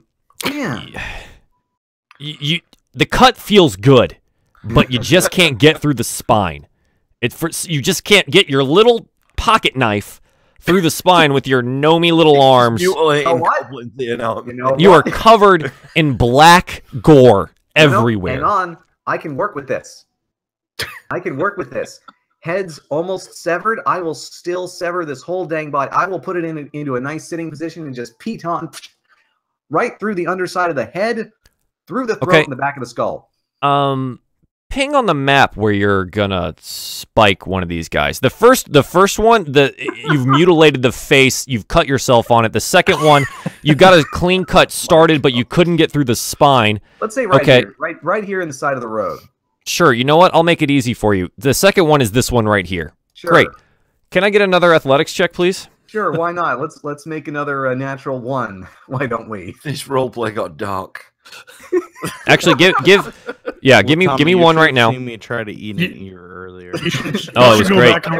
Yeah, you need to watch that. Oh, 20. Natty 20, baby. So to be kind, on my intimidate checks. Literally anything else. Yeah, right. So belying the strength that you've just showed not being able to get through the spine, you say fuck it, and you just grab the goblin and angrily slam him up against the wall, put his head all the way back to the thing, drive a spike through an eyeball and slam it in with I don't even know, you have a staff or something, right? Let's see. I have a mace. You have a mace and you slam it home with your mace straight through the eyeball. Oh, yeah, okay. Well, hammer, mace, whatever. Yeah. It goes straight through the eye and is buried deep. Mark 1 Pitten off of your sheet, please. Wait. I have the Dungeoneer's pack. I'm just going to make sure to mark, like, wait. Where is it? Where is it? Oh, here we go. I'll just make sure to mark, 9. Yep, so now you have 9. There we go.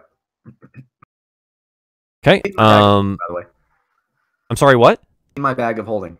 Yeah, of course, but now you have 9 of them. Yeah. That's all I wanted to know. So now this third one, can I get another athletics check for you sawing off its head? Okay. Oh, actually, no, you don't even have to do it. You don't have to do it. This one here, head was rolled off. It was kicked off by Desdin. Yeah. So it's already detached. So you just run over and you pick it up, and do you want to drive a spike into the wall with it? Sure. All right, give me an athletics check. Thanks for helping me out with that, by the way. Yeah, unknowingly. Okay, this one takes some doing, but you are able to spike it into the wall. So that's 2 pittons. Oh, this is just as a warning, by the way, to everybody else. Do not mess with the gnome. I will kill goblins dead if they do not surrender. Are you going to draw a stick figure of yourself in the dirt? I just want to know, so I'm assuming during all of this, because this is taking longer than McSwiggins took to search the loot. Like, this is taking some serious time. What is everyone doing? Like, he's taking forever to do this. No. Don't am I successful in looting? Yeah, we'll get there, Rob. We'll get there. I've got your role. You've done your investigating. I've got this majorly athletic, event here. It seems that the party doesn't agree with your motivation here. Okay, there's an orc and there's another goblin up on the ledge. There's also the traveler and the horse. What would you like to do, Ignas? At this point, I just say, man, Ignas, I had you pegged wrong. Yeah. Guys, Ignas is covered in black blood. He is absolutely head to toe covered and smells. He smells like death. It is awful. I would not guess that you were that Ignas. Yeah, so... They started this fight. I intend to end it. He says as he gets up from spiking another head into the wall, blood dripping down all of him. None of it his. Ignas! The goblins what are you doing? Trading partners. This is not just personal. This is financial. Okay. Ignas, what are you doing? You have the orc on the ground and the goblin up high. There's a traveler and there's the horse, or you can stop. So it's up to you. No, I'll check. I'll stop. No. You have spent compassionate person. You've spent an hour. Desiccated corpses onto the walls. I will check the horse and the traveler. Okay. You've spent an hour spiking things into the walls, and now you're going to walk over to the horse and the traveler. Can I get? Please don't spike them. Make a medicine check. Medicine. Do I actually have a bonus for that, or is that wisdom? That's probably wisdom, isn't it? It's wisdom. That's wisdom. Of course, it's wisdom. Every check I've had to make so far has been something that's not to my advantage. Yeah, they're dead. They're all dead. They're really fucking dead. You saw the orc cut the traveler's head off. They're dead. You've been really considerate. They're dead. Anyways, the rest of the crew. I'm sorry. I'll admit. Are you done with the corpses? I will accommodate. Are you done with the corpses? McSwiggins wants his loot. Well, wait. Love my loot. I should at least check the traveler to see if there's anything that identifies him. Sure. Make an investigation. Okay. Wait, does that? Yes, I finally have a bonus. Oh my god. Oh, nice. 22. You search him thoroughly, and you find, if I can get my thing back up. Roll. Yep. I did it, guys. He did it. Proud He actually did it.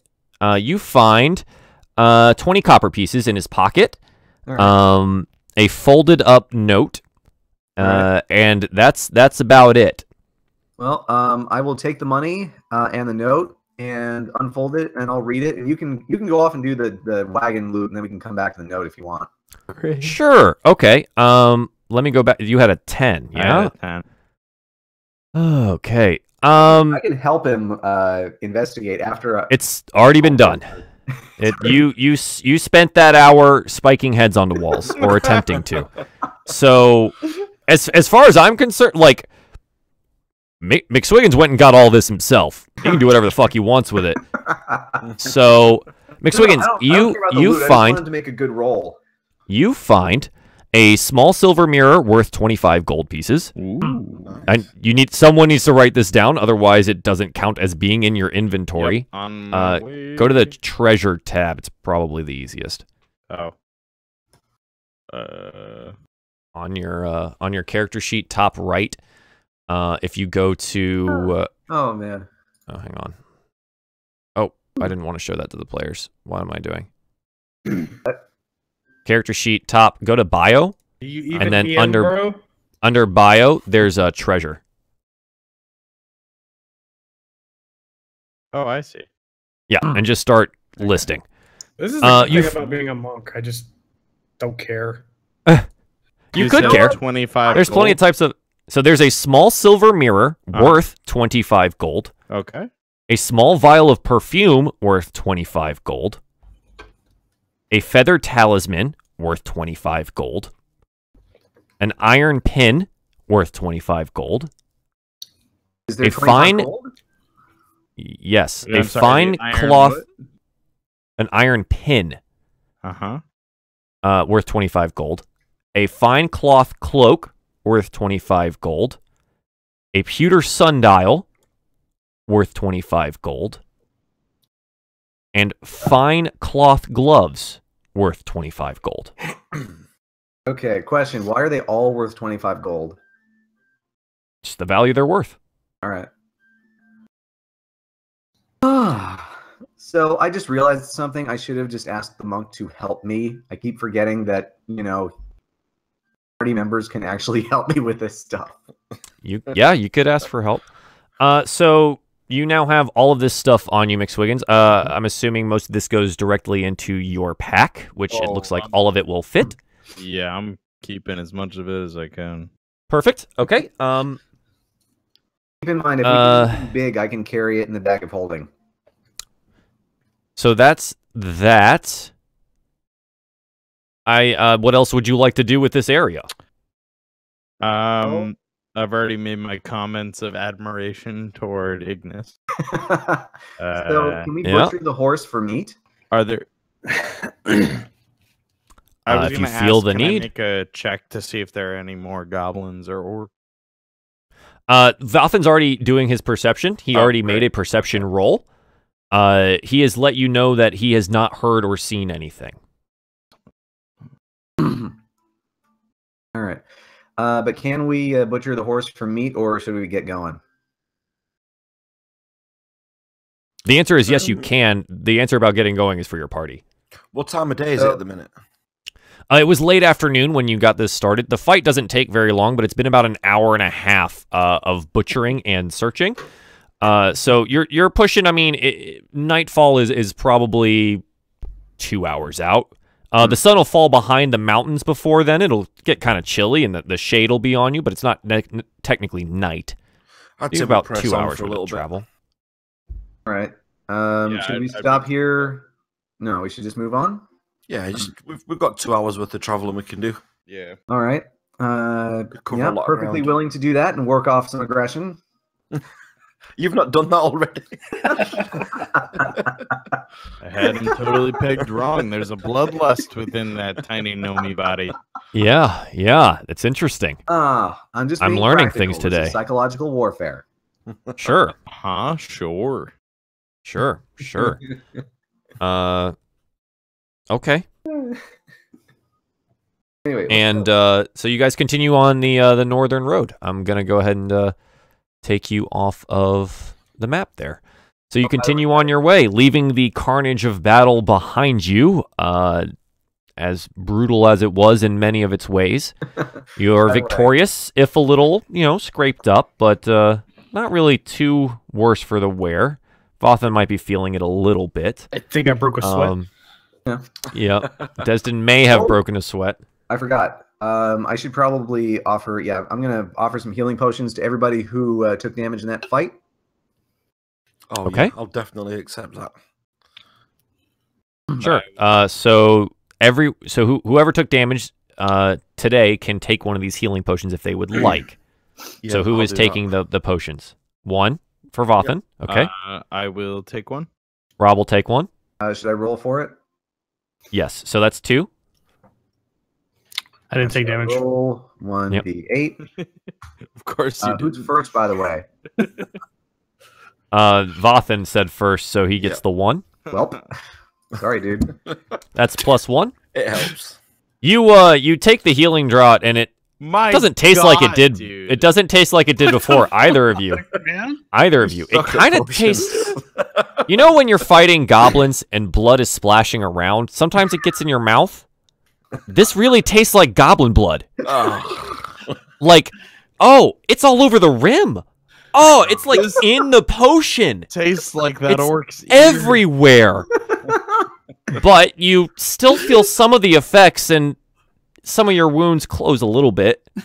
I drink the potion and then immediately open up my flask and take a huge swig. Perfect. Yeah. That'll probably do you better than that potion.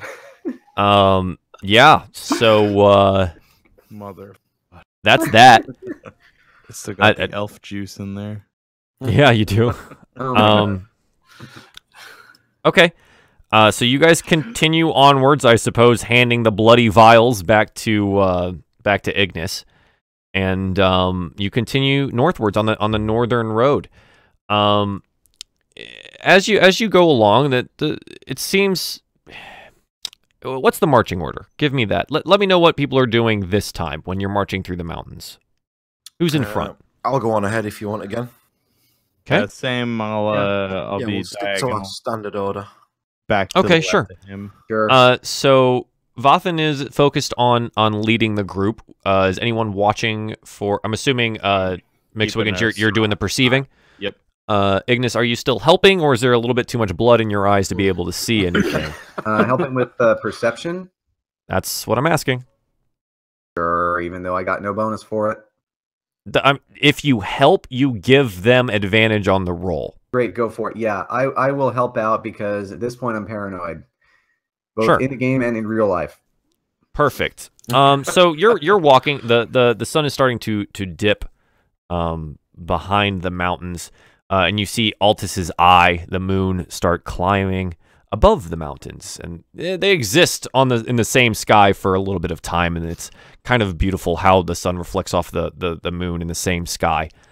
McSwiggins, can I get a just a quick perception roll, please? God damn it. Okay. How are our perception rolls so low every time? So whether it's you're distracted from the previous battle or still reveling in Ignas's display of bloodthirstiness, you don't really notice anything, but maybe you're not really paying attention. You're drinking pretty heavily. That blood didn't taste so good. Neither did that ear. That orc ear was unpleasant. Vathan, you're on a road. So leading the way isn't hard. So please make me a survival check just to make sure you, I don't know, leave the road. Okay. It should be easy enough. This is basically deciding the amount of time it's going to take. 14, perfect. So you're making good time on the road. Vathan is able to lead you well over any issues with rocks in the roads and things like that. It's easy going for you, even for someone with as short of legs as Ignas. As it becomes night, Ignas, you're starting to recognize the area more so than you did before. You've seen this area on a map before, and you know you're coming up on where the road, where you would be able to go off of the road and find the smuggler's cave. All right. I guess I'll let everybody know that to look for that particular path and then head off. Okay. To find the path. Do you know how far away we are, roughly? So you're coming up on it. You know you are. And so what I'm going to have you do is while you're walking in this northerly direction, Ignas, I'm going to have you make a investigation check. Okay. And this is roll for. That's good. And so this is going to be while you're walking, you're looking for a particular marker that denotes the path. Wow. This is not your night. No, it isn't. Are your dice working correctly? Do you even dice? Yeah. So I swear you're walking up, and Ignas is telling you, I know it's here. I know it's here, and he's looking for a particular symbol, and he knows it's carved into the rock somewhere, and this denotes this is where the smugglers come out of, and the path is this way. But it's full on night now. It's dark. You're Can I not help seeing a guide him whole with it? lot. Because I've got the dark vision. Could I? I also have dark vision. Could be. All right. Okay. So what's your intention? Or do we set up camp and then check in the morning? It's night. What do you want to do? We shouldn't go through the tunnel at night because we should at least get a rest anyway. So we should just try again in the morning. Yeah, I could do with the rest anyway. Okay. If everyone's agreed, then we'll set up camp. Agreed. Okay. So where do you set up camp? On the road? Up on the side of one of these mountains on a plateau type area? What do you do? I would suggest going on the plateau because we'll have height advantage and we'll be able to see anyone who's coming. Yeah. Okay. I'll agree. If something comes down off the mountains, but okay. So the sidewalls are pretty sheer in some places. So I'm gonna need athletics checks from everyone. I regret this already. To see if you can climb the cliff face to get up to one of these plateaus to camp. Watch me roll a 1 and just land flat on my butt. Okay, Vathan. Athletics, right? Yep. Okay. Vathan with an 11. McSwiggins rolls 25. Well done. Literally just jumps up to the plateau without even trying to climb. And Desdin rolls a 5. I fall and hurt myself, don't I? Ignas rolled a 7. Sorry, I didn't see it. So Vathan and McSwiggins, McSwiggins, you make it up, no problem. It's about like a 20-foot climb. Not much issue. You find the right handholds, the footholds. You're a practiced barbarian in the mountains. This makes sense to you. You're no longer in the weird shiny woods. Vathan, it's more of a struggle. It takes you a minute, but you try to follow McSwiggins as closely as possible, and you as well make it up the side. Ignas, you make it about halfway, and then you start losing your grip, and you fall flat on your butt, and you take about 2 points of damage. Oh my God. Desdin, you barely make it off the ground. You fall down. Can I get a? Let's just say that I was in my own thoughts and I just ran into the wall. Just sure. Desdin doesn't even realize anyone's climbing this, and so he just walks straight into the wall and looks up, and he's. It's one of my personality traits. Yeah, he just looks down at the gnome who's sitting flat on his ass, and looks up, and there's 2 people up there, and he's like, I don't know, whatever. So you now have 2 people up top and 2 people at the bottom here. Did I take damage for running into the wall? No, you were walking. It's fine. Okay. You got a bruised nose and maybe a bruised ego. I don't care. So you have 2 people on top of this, and you have 2 people below. Can they throw down ropes? Well, I guess Can I try to climb it again, or try to climb it now? I would need something to change for to be able to re-roll. Is what my call would be. Packs, what we've got. See if we've got anything that we can chuck down. I have ropes and 8 pitons. Let me just check out the Explorer pack. Wait, so we can't attempt to climb it again? I'm confused. So the way the way that the rolls work, otherwise you could just roll until you succeed, right? Oh, or we die. So I know in 4th edition they had a function where it was basically like taking your time, and like if you had a spare hour, you could just say that you got like a 14 or something for whatever you were doing, as long as you weren't in like immediate danger or anything. Sure. Is that still a thing in 5th edition? Not that I've seen like specifically that, but I guess in this case, yeah. I mean, you all have ropes, so if you guys want to take the time, the guys up top lower some ropes down to you guys, and then you make the attempt to climb again. That's something that's different about it, and I would say, okay, yeah, with their help, you make it up. Okay, yeah, we've got 50 feet of rope, haven't we, in the Explorer pack? Yes. Yeah.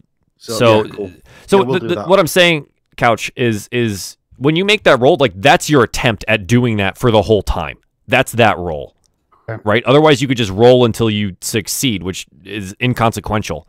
So what would need to happen is something needs to change about the situation that either allows you to roll again, or someone helps you do something. Yeah. Okay. So they're going to toss these ropes down, and with their help, it's 20 feet up, and McSwiggins, being up there, points out the handholds and footholds he found, and you guys are able to make your way up the side.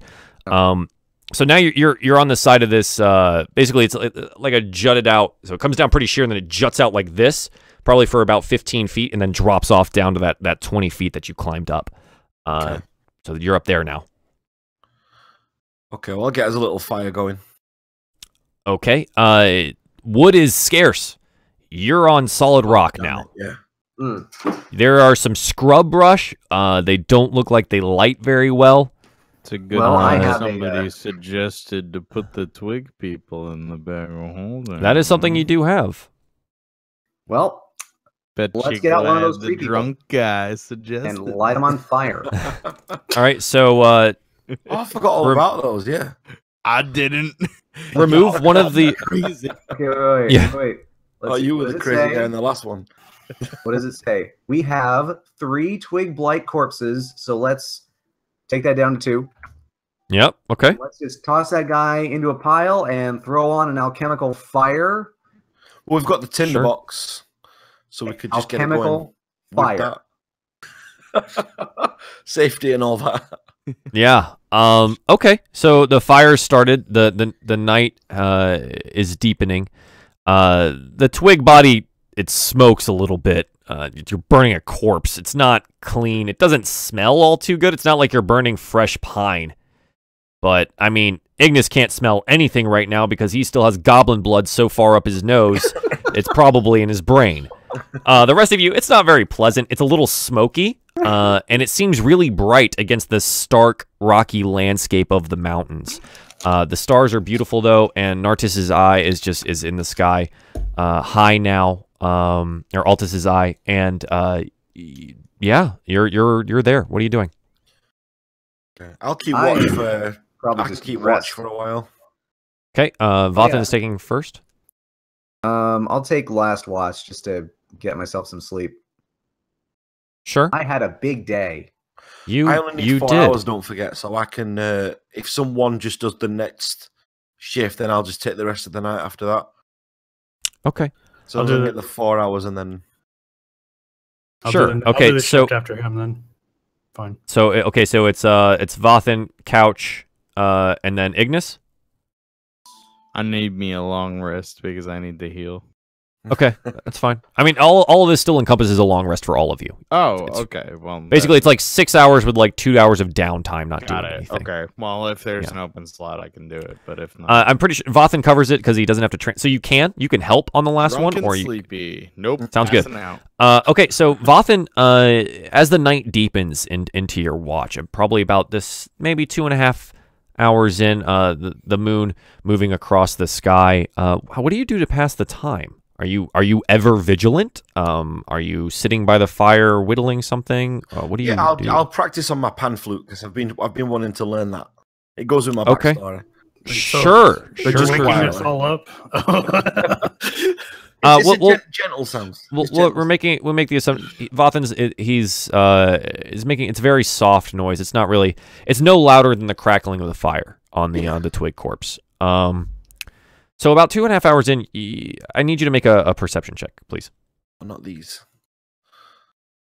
You have the highest one in the whole group, so this is why. Oh, there we go. Finally. You hear something, and you quiet your flute quickly and stand up and look over the side, kind of peer across. The light on top, the fire's smoldering low now. The light is less and there's less smoke. But you hear something and you look over, and with your dark vision and the fact that it's only really dim light with the large moon in the sky, you see something. You see some forms moving into a wall about 50 feet, 50 to 100 feet northward down the north road. You see two figures carrying something just disappear into the wall. Okay, can I get closer to where they've gone into the wall without making too much noise? You will have to climb down the 20 feet for how you got up onto this plateau. Let's do it. Okay, so sure, make me an athletics check. Actually, are you doing this stealthily, or are you doing this... stealthily as possible. Roll me stealth first. There's a lot of fail points here, and never mind, let's do this. Oh. Okay. Ooh. And then roll me an athletics check. I've got +5 on the stealth, haven't I? So yeah. Yeah, so you have a 10 stealth and 12 athletics. The 12 athletics is plenty to get down the same handholds and footholds that, McSwiggins had pointed out to you guys earlier when you were climbing up. Easy enough you can get down there. You maybe make a little bit more noise than you were expecting. Okay. Do you move to the area? Yeah, I want to proceed and just see what it is. Sure. So as you perceive as stealthily as you can, you make your way up to where you saw the two figures carrying something disappear into the wall. You get about to the area where they would have disappeared. Okay, I just want to put my hand on the walls to see if it's solid or it was a spell. I'm basically checking if it was magic or if it's a... Make an investigation check for me. This is what this is for. You're trying to find something. Sure. Sure. So you come up to it and you saw them walk along this walk. So I imagine that Vathan puts his hand out and just runs it along the wall while he's walking. Basically just his fingertips. He's not trying to make a whole lot of noise or disturb any rocks that are on the rock face. And he just wanders through. And then all of a sudden your fingers dip into the wall itself. Okay. It looks like this might not be a real wall. Okay, so if I go back to the others now, I'm going to remember where this is. It's not too far away from where you'll remember. Right? Yeah. Okay, I'll try and stealthily head back to the guys and then let them know what I found. So I'll probably head towards, because I've just seen Ignis butcher a load of orcs. I've not spoke to Desdin much, so I'll probably go and wake up McSwiggins first. Okay, so you're gonna wake him up? Yeah. Okay. I'll just give him the lowdown. All right, so Vathan shakes you awake, McSwiggins. Okay, did this constitute a long rest yet, or no? No. This is 2.5 hours into the first watch. Okay, gotcha. Okay, I'll just let him know that I found the hole in the wall. I feel that we should tell probably Ignis, because I think I found the entrance way to the cave that we were looking for. The Smuggler's Cave? I think so. Okay. I can't be sure. Okay, we'll wake up. Yeah, so we'll go over there. This is all done quietly, though, of course. I'm trying not to make too much noise. Sure. McSwiggins, give me a stealth roll then. Oh God.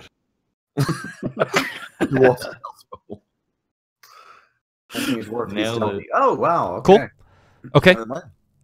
So you go wake up Ignis? Yep. Okay. Ignis, you're shooken awake by Vathan. What is it? Okay, I'll explain. I feel that I found. I think I found the cave that we were looking for. Okay. I just wanted to come and check it out. If you can, I've just seen some people walk through there. Is that normal? Where was it? I'll take him to the. Well, I'll point to the location actually from the ledge. Okay. Save people falling potentially. Sure. Can we see it from where the we can see it from where the ledge is, can't we? Yeah, that's how you saw them the first time. Basically, you're just pointing at a wall 50 to 100 feet down the road. Yeah, so I'll ask if this. Obviously, I know it's. Have you got dark? You've got dark vision, haven't you? Yeah, he does. Yeah, so I'll ask if you can. I'll ask if you can see that, and that looks familiar. Yeah, I see it. Would I be able to know that it's the entrance just based on the direction? Have you traveled the smuggler's route? I don't think I've personally done it. No. Yeah, that's kind of what I would say for your character as well. As a nobleborn, there's no reason for you to. Yeah. What you know of is what your father has told you, is that there's a small symbol to look for that's carved into the rock face that denotes where the entrance is. Right. Well, we either wait till morning. I can't see now that we know where it is, or probably not wise to go now. No, I can't see if that's the actual entrance, but there should be a symbol nearby if it is. So in the morning we can go and check it out. Okay, cool. I think that's good. Okay. So do you guys get some sleep? Yeah, I'll signal the others to get some rest. McSwiggins goes to sleep. Vathan, you're going to finish your watch? Yeah, I'll definitely finish the watch. Okay. The night proceeds. You each take your individual watches, and Vathan, I assume you tell, well, Ignis's next watch, second watch, or Couch was second watch. Do you tell Couch about what you saw? I'll tell Desdin as he wakes up. Yeah. Okay.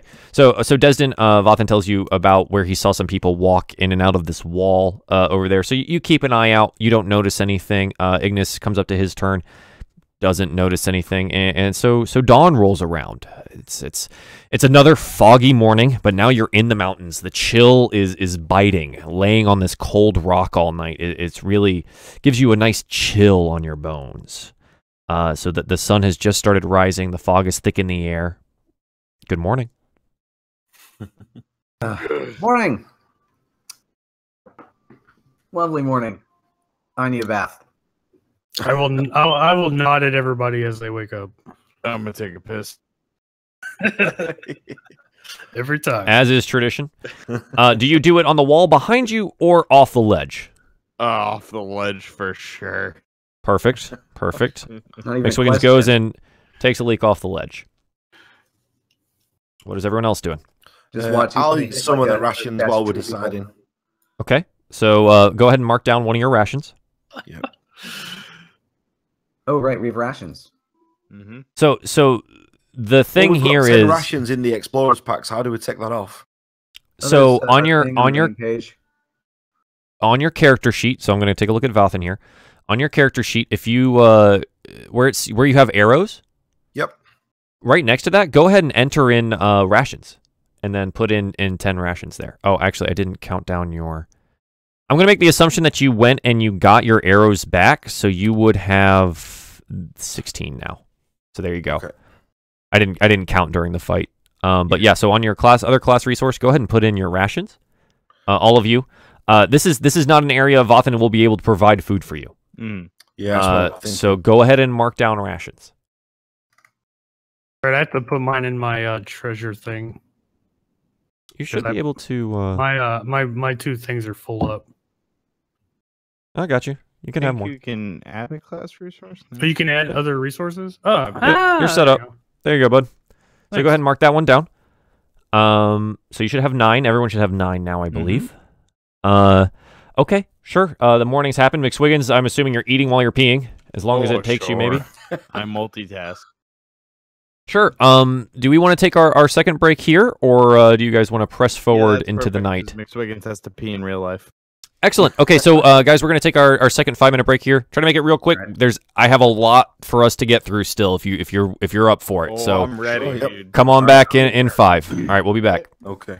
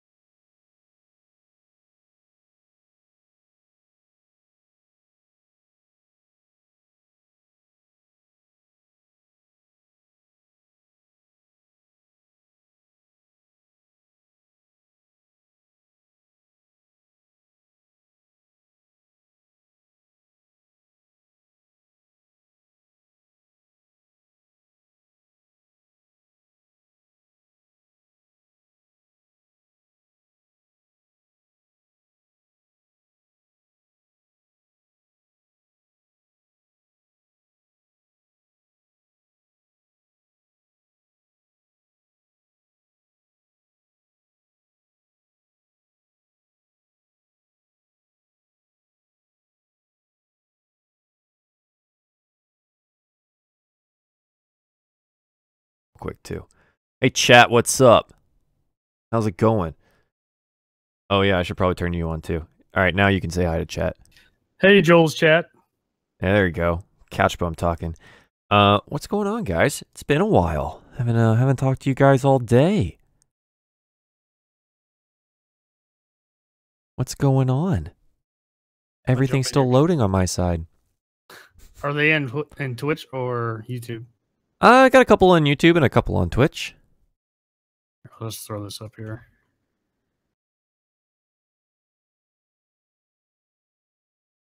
What's up, Duzin? How you doing, buddy? Hopefully enjoying the shit show that is this game right now. Shit show? This is awesome.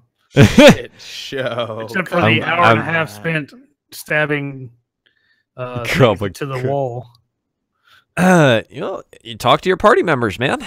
Communication is key in every adventuring group. You know my character, Joel. I can't. I'm my guy. He just follows and does. It's a personal choice, man. Personal choice by him. This is why I need to start asking you to help me do these crazy things, like, cutting people's heads off. Like I was just saying, communication is key when trying to accomplish things as a group. Oh, luckily McSwiggins rolled just high enough to get everything in the cart that was worth anything.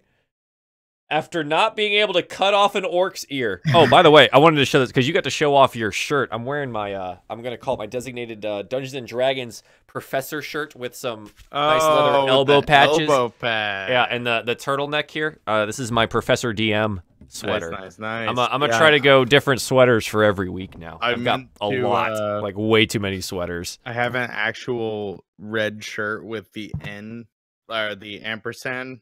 Yeah. And Dragon's ampersand from Loot Crate, and I meant to wear it, and I totally forgot. Nice. Okay, so everyone's back. I assume we're ready to continue onwards. Yep. Excellent. So welcome back, everyone. Welcome back, chat. So we've left our heroes on top of this platform, this little plateau in the mountains where they've been resting, and they saw some things last night, and maybe they're going to do something about it. All right. Well, if we're all good, then we should get down there and check out that section of the wall, because if we can find that mark, we'll know we found our Smugglers Tunnels. Yes. Yep, absolutely. Okay. And do you know what this mark looks like? I do. You would know what this mark looks like. If you want me to describe it to you now, I can. It's the mark of the Golden Eagle Company, which is a smuggling company that's run out of the City of Jewels. The City of Jewels is an interesting place. Smuggling companies are relatively liked there. They're needed. They're necessary because a lot of the great houses there don't do the trading on their own. So they rely on these companies to do the trading for them. So this is a route that's run and held up by the Golden Eagle Company. So their mark it's very simple. So it wouldn't be seen so much by anyone else. It basically looks like 3 marks of where an eagle's talon would have gripped something, right? So it'd be like 3 lines, kind of at an angle down from the top, and 1 up from the bottom, and it kind of meet all in the center. Okay. So that's just the simple signal of something from the Golden Eagle Company. All right. So it kind of looks like a capital Y straight up and down with a line that goes all the way up through the middle. If you want to call it like that. Sure, without a circle. Yeah, and upside down. So that'd be the thing you're looking for, and for you, it's gonna be. They don't make them big, right? They want to keep it hidden. Right. So anyways, so that's what you're looking for. If you will show me to the area where, I'll say this to Vathan. If you'll show me to the area where you spotted those guys going into the wall, then we can start looking for that symbol, and hopefully we'll find the entrance. Okay, I'll nod and make my way down there. Okay, and I'll follow. So with the guidance and the fact that you've been up and down this a couple times now, relatively easy for you guys to all get down. No ropes needed. With the guidance from McSwiggins again to say, no, don't put your foot there, and just kind of like get you guys down there, so you don't slip, fall, and hurt yourselves. Again, so it is a new day. If you haven't already, all of your stuff is back. Your key points are back. Rage is back. HP is full. Half your hit die, but no one's used those yet. Spells, etc. You're back to full, and you're back on the northern road. All right, let's move. Okay. So we're going to investigate this. Well, this thing now. Then. There was sure. a cave entrance, wasn't there? Yep. Yeah, I say we go right for it. Yeah, definitely. Okay. So you approach the area where you thought it was, where you remember it being, and you do the same thing that you did last night. You run your fingers along the wall because you're not necessarily sure of the exact location. You just kind of remember your fingers dipping in right here, and that's it, right there. And your fingers go in to the wall, but don't seem to be contacting anything. So this is where you found it last night. What do you do? Look around for the mark, because if this is not our Smugglers Tunnels, we could be in a lot of trouble. Yeah, I was going to suggest that. Sure. So is someone helping? Yeah, I'll help. Well, we can all help, can't we? It gets the advantage. Sure. Only one person needs to help to garner the advantage. But it will. Anyway, so sure. It'll still be Ignis making the physical roll. Sure. For investigation. Yes. So I want you to make an investigation roll. Excuse me, with advantage. So go hit the toggle for advantage, top left. Okay. Got it. And then roll me some investigation. Here we go. Good rolls. My God. Wow. You search by this time, like, it takes a while, and by this time you kind of get the size of it. It's larger than a regular door. It's about 10 feet wide, and it looks and it feels, maybe you can't really reach the top. You don't know how far up it goes, but it looks like it is just a fake wall. So you look around the edges of all these things, and it's taking some time. It's been about 20 minutes. Are you guys making any effort to be quiet about this? Yeah, I think we probably should, because there might be people on the other side. Okay. So this whole time you've been stealthy is what I'm asking. Yeah, definitely. I need stealth checks from everyone. Oh, fun. Will Okay. definitely end well.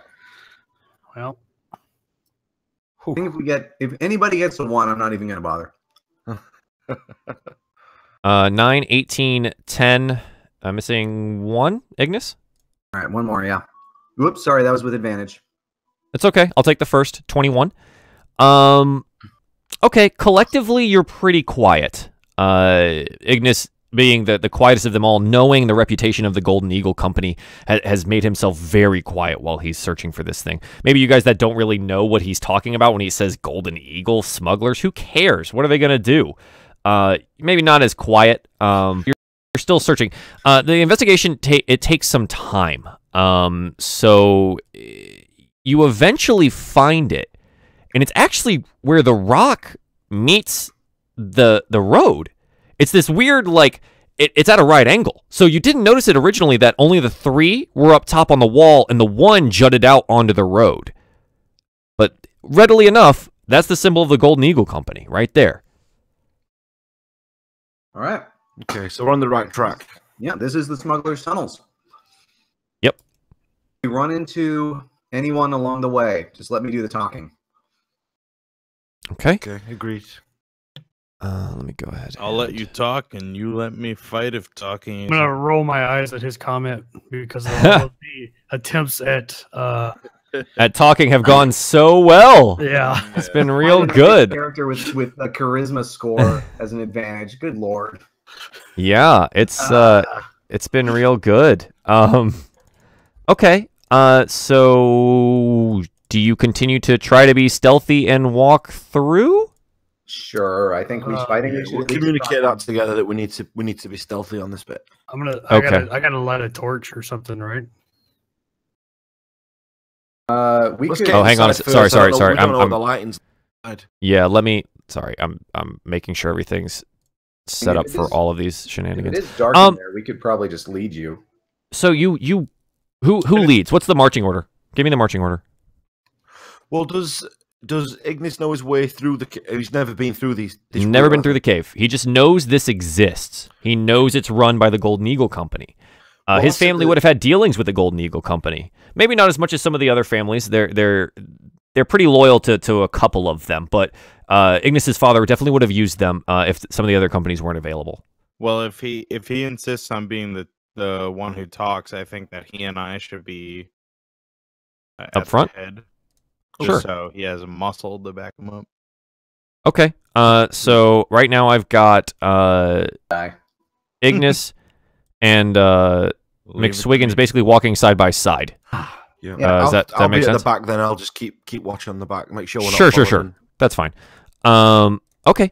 As soon as you pass through the rock, you kind of pop out on the other side, and well, you're not inside a mountain. Kind of in this opening. It looks like the wall itself was constructed around this area as like a facade. So it's got this little opening, but you do see over on the side an opening in the wall. And possibly, who's up front here? Can I get a perception check from you, Ignas? Perception. Okay. Dang it! Still with advantage. Yep. So this is enough that you can hear water. It sounds like a small stream rushing by. You can't readily see it yet, but you can hear it. And it's weird. So you've walked through what's like a solid sheer face of rock is what it looks like, and you pop out on the other side, and there's this gap in between, and then there's another solid sheer face of rock. So you see that. There's also this little path that you're on now that looks well worn. Can I put? I'm going to put my hand up against the new rock face and see if that's actually solid. That's about from where you're at now, probably about 50 feet in front of you. So it's a gap between these two walls that span about 50 feet. Sorry, I wasn't as clear. All right. Then it looks like the smugglers set up an illusion projecting the mountain further out than it actually is. Clever. All right. I guess we should start following the path. Okay. Are you guys maintaining your stealthiness? Yeah, we don't know the area as well, so we'll keep stealthy and follow. Sure. Collectively, I'm doing a rough average in my head here. Okay. Yeah, okay. So you make your way up the path quietly, and as you approach, you come around this bend, and you see the stream, and it's running straight through this cave mouth. And standing at the front of this cave mouth is what looks to be a man.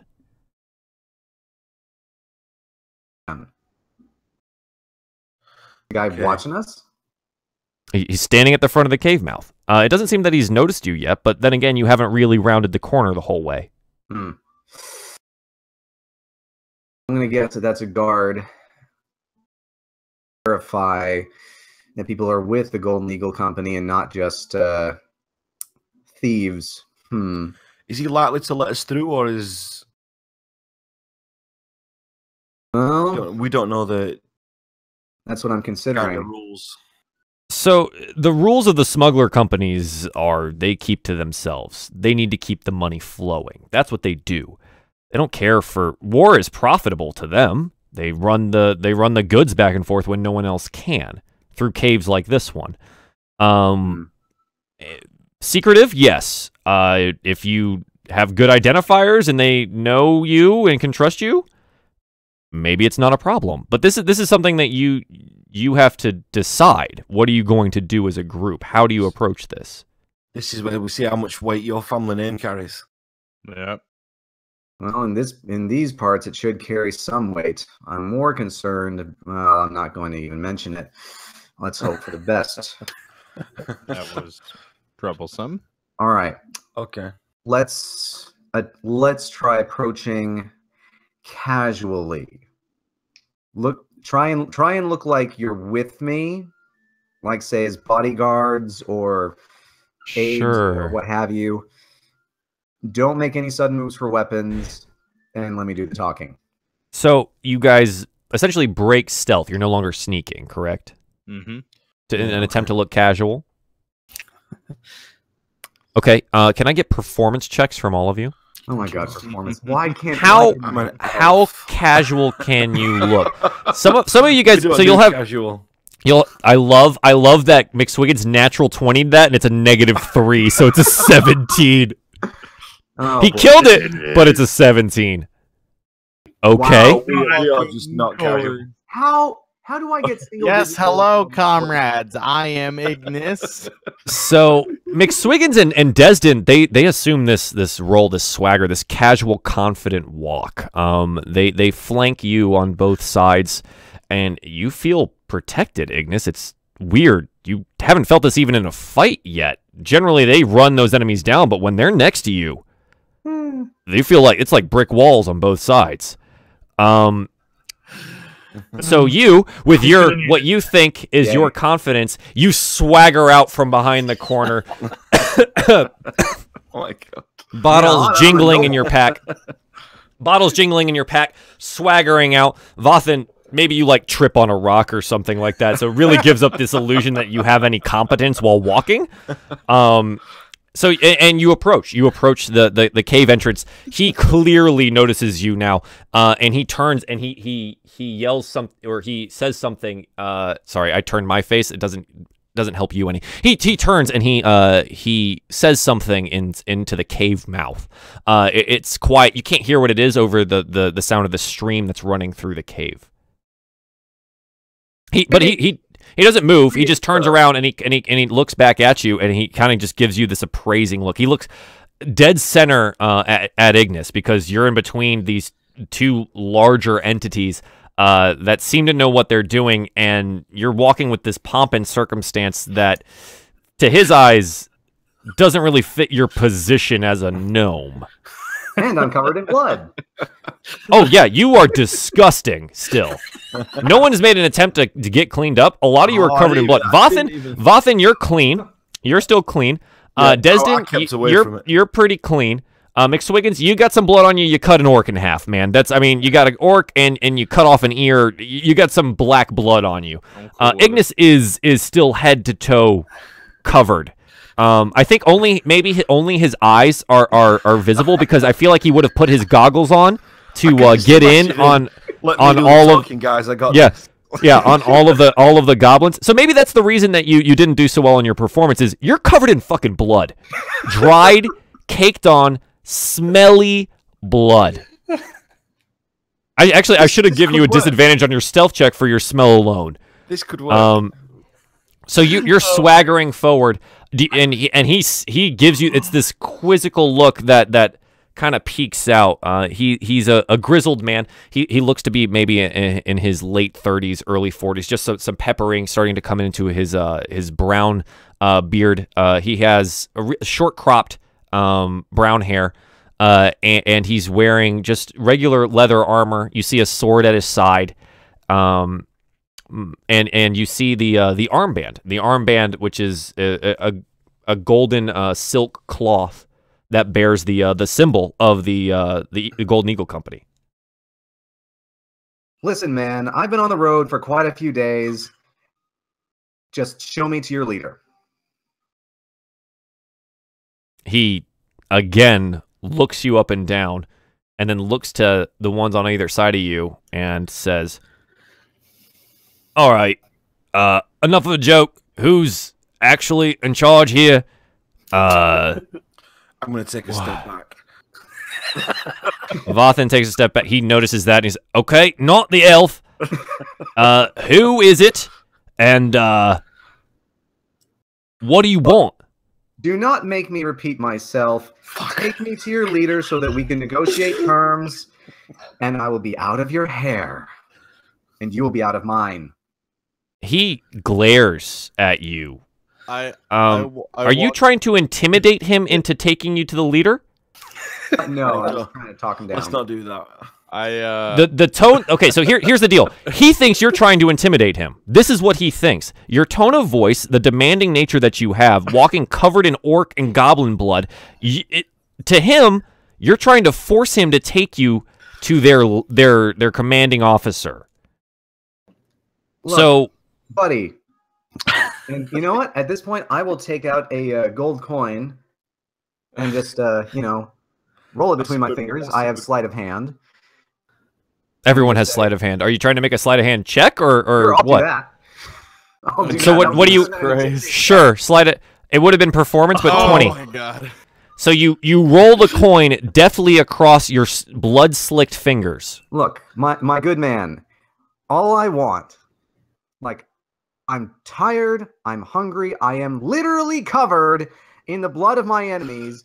I could kill a man for a bath, preferably before the bath, but I think we can avoid all of that and come to an amicable, generous agreement.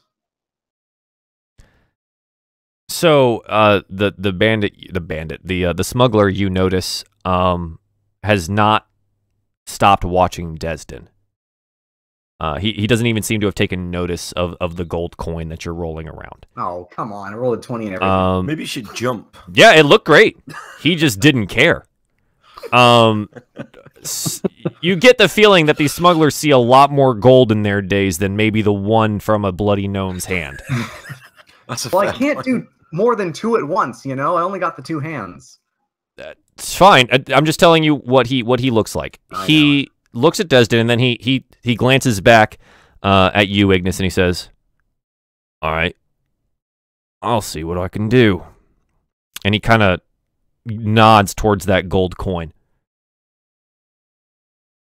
So is he leaving, or should I flip him the coin? He's nodding at that.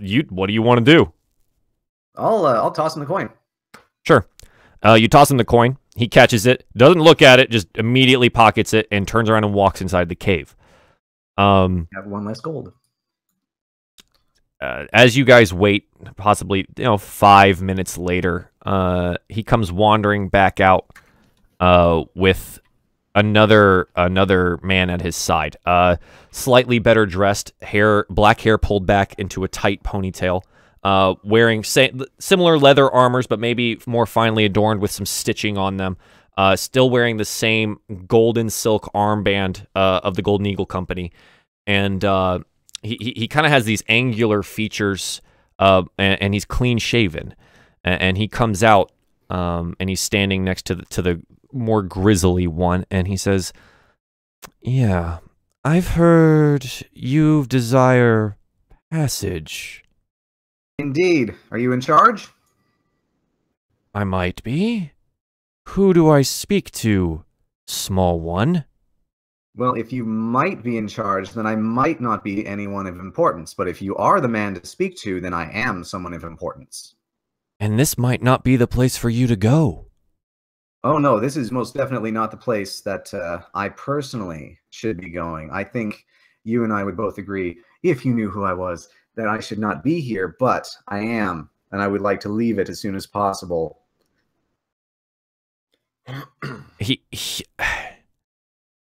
Everything you're saying... You're the one who can arrange for safe passage. I don't need to know your name. In fact, I don't want to know your name. Call me Mr. Smith. I believe we could accommodate you for the right price. Well, I can assure you that I want that more than anything. In fact, I want a bath more than anything. Is there any way? You know what? No. Name your price, and then we'll see if we can come to terms. What do you intend to do?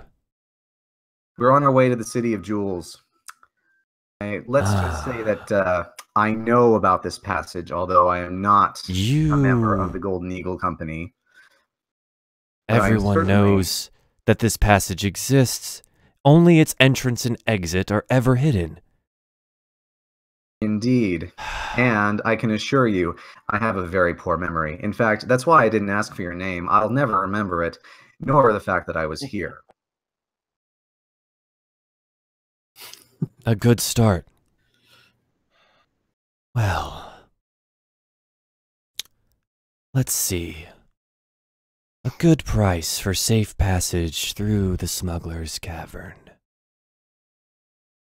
Not knowing who you are, what names you're tied to, I'd say maybe all your bags?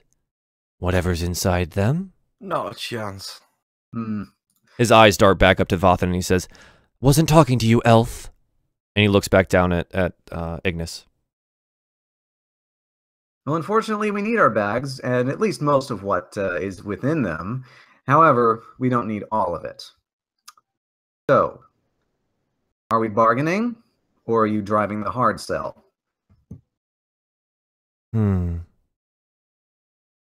5 gold apiece, you can stay the night. But may we pass in the morning? You may go through the cavern if you wish. None of my men will come with you. Their job is here. Fair enough. Is that agreeable to everyone else? Did anyone forget their purses? Do I need to cover anyone? See if he'll take 3. Do you say this out loud, or you want him to ask for you? In Elvish. I don't speak Elvish. No one understands you. I'm just covering. Oh, okay. Okay. His eyes dart up to you. Speak in common or my tongue only? I'll say 3. I'll say 3 in common. His eyes dart back up to you and narrow. Again, elf. I wasn't talking to you. Is he making the negotiation, or are you? When I asked, or when my man asked for your leader, so you did not step up? Often, okay. If you want to negotiate your own passage, that's fine, but I'm negotiating for mine and those who work for me. If you no longer wish to work for me, that can be arranged. See, as an elf, my character's not going to like that. However, I'm playing a bit, all right? I'm not asking you to like it. But that's the thing. You would know in character as well. Yeah, okay. Okay. I'll hand over the 5. Okay. Does everyone else do the same? Yeah. I'll kind of make it known that I'm not happy with that, but I'll hand over the 5. We got loot, so we can sell that and make that back pretty easily. Okay. I'd rather not have to take on the entire band or smuggler crew. Or reveal who I am for reasons that I posted in the wrong chat. Right, I'm not able to look at any of these chats right now, by the way. I'll hand over my only 5 coins. Okay. So as each of you walk by, the man, the leader, Mr. Smith, if you will, just steps aside and steps inside, and the grizzled Golden Eagle Company member takes the 5 gold from each of you. And do you guys walk inside the cave? Yep. Yep. Okay. You walk inside the cave, and you see that the stream runs directly through the mouth of the cavern, and there's about like a 5-foot area to the side of the mouth of the cave that is walkable distance. That's not in the water itself. As you walk in, there's an opening to the right, and you see 2 other members of the smugglers' crew sitting there around a small fire that's providing some light for them. And through that room, you see a small opening, just large enough to fit 1 person at a time, that leads into a larger, more open space. And in this space, you see 5 to 7 other smugglers members. And they're counting goods or chatting by the fire or getting something to eat or something like that. Mr. Smith has led you into this larger portion of the cavern here. And he turns around to you as you all approach the larger central fire. And he says, well, now that the pleasantries are out of the way, please feel free to use any other part of the cavern that you wish that's not here. And he kind of just gestures you to walk away from the area with all the goods. I'm fine with that. Yep. Let's go, guys. I eye them slightly greedily, but I oblige. Okay. So you leave the central cavern and you come up to basically where the stream meets. The stream comes around and bends inside of the cave, and it comes into a nice pool area. So you've kind of walked out past where they are, and you're now out by this kind of calm pool that the stream runs into, and then seems to disappear into the cavern wall. There's likely an underground stream or something like that this follows or flows into. And so he said you have the rest of the cavern. So there's this area here. You see a small bridge directly to your left that seems to lead to another portion of the cavern here. It's darker over here once you leave the direct firelight of the larger camp.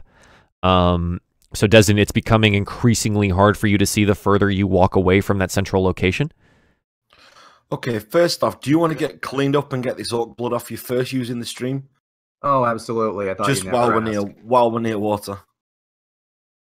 Yep, running water means at least getting myself cleaned off. Okay. As long as you guys don't mind a quick break. We'll wait while he does that. It might help with negotiations in the future. While he's doing that, I'm going to clean myself. I think a little blood spatter should give me a bonus to my intimidate rolls. So, yeah, maybe, but it made the DC lower. Your rolls were just terrible. Oh yeah. It's not surprising. So okay, are you getting into the pool itself? Desdin, are you disrobing and getting in? What's the plan? I'm assuming you're not getting in with your backpacks, or maybe are you just washing by the sides? What are you doing? I'm just gonna wash whatever. Like, I'm not gonna try washing my clothes because that's just gonna be impossible. Just get the blood off my face, out of my hair, anywhere that's really obvious, and then just.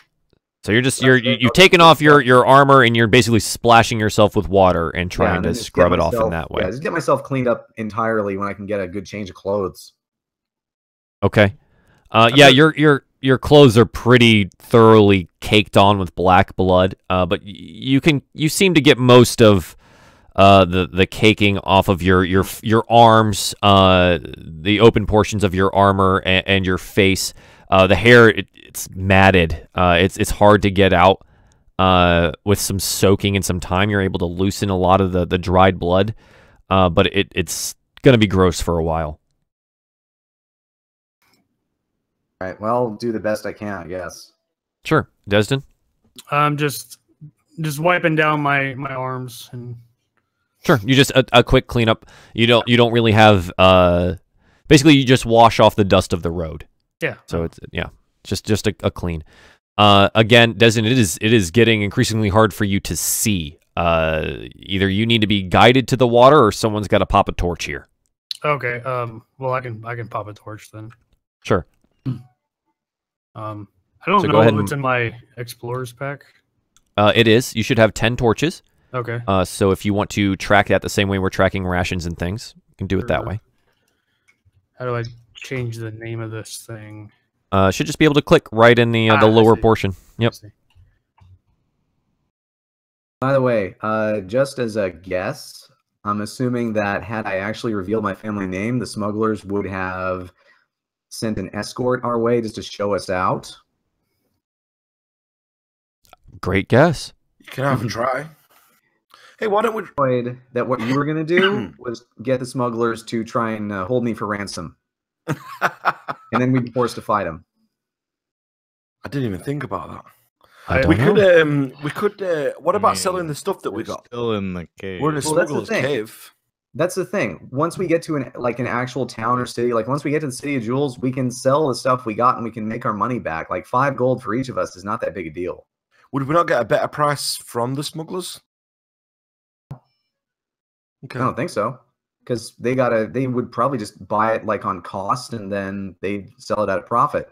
Or they would have just killed us and taken it all. Exactly. Okay. So are we gonna head out? We're gonna use the same marching order?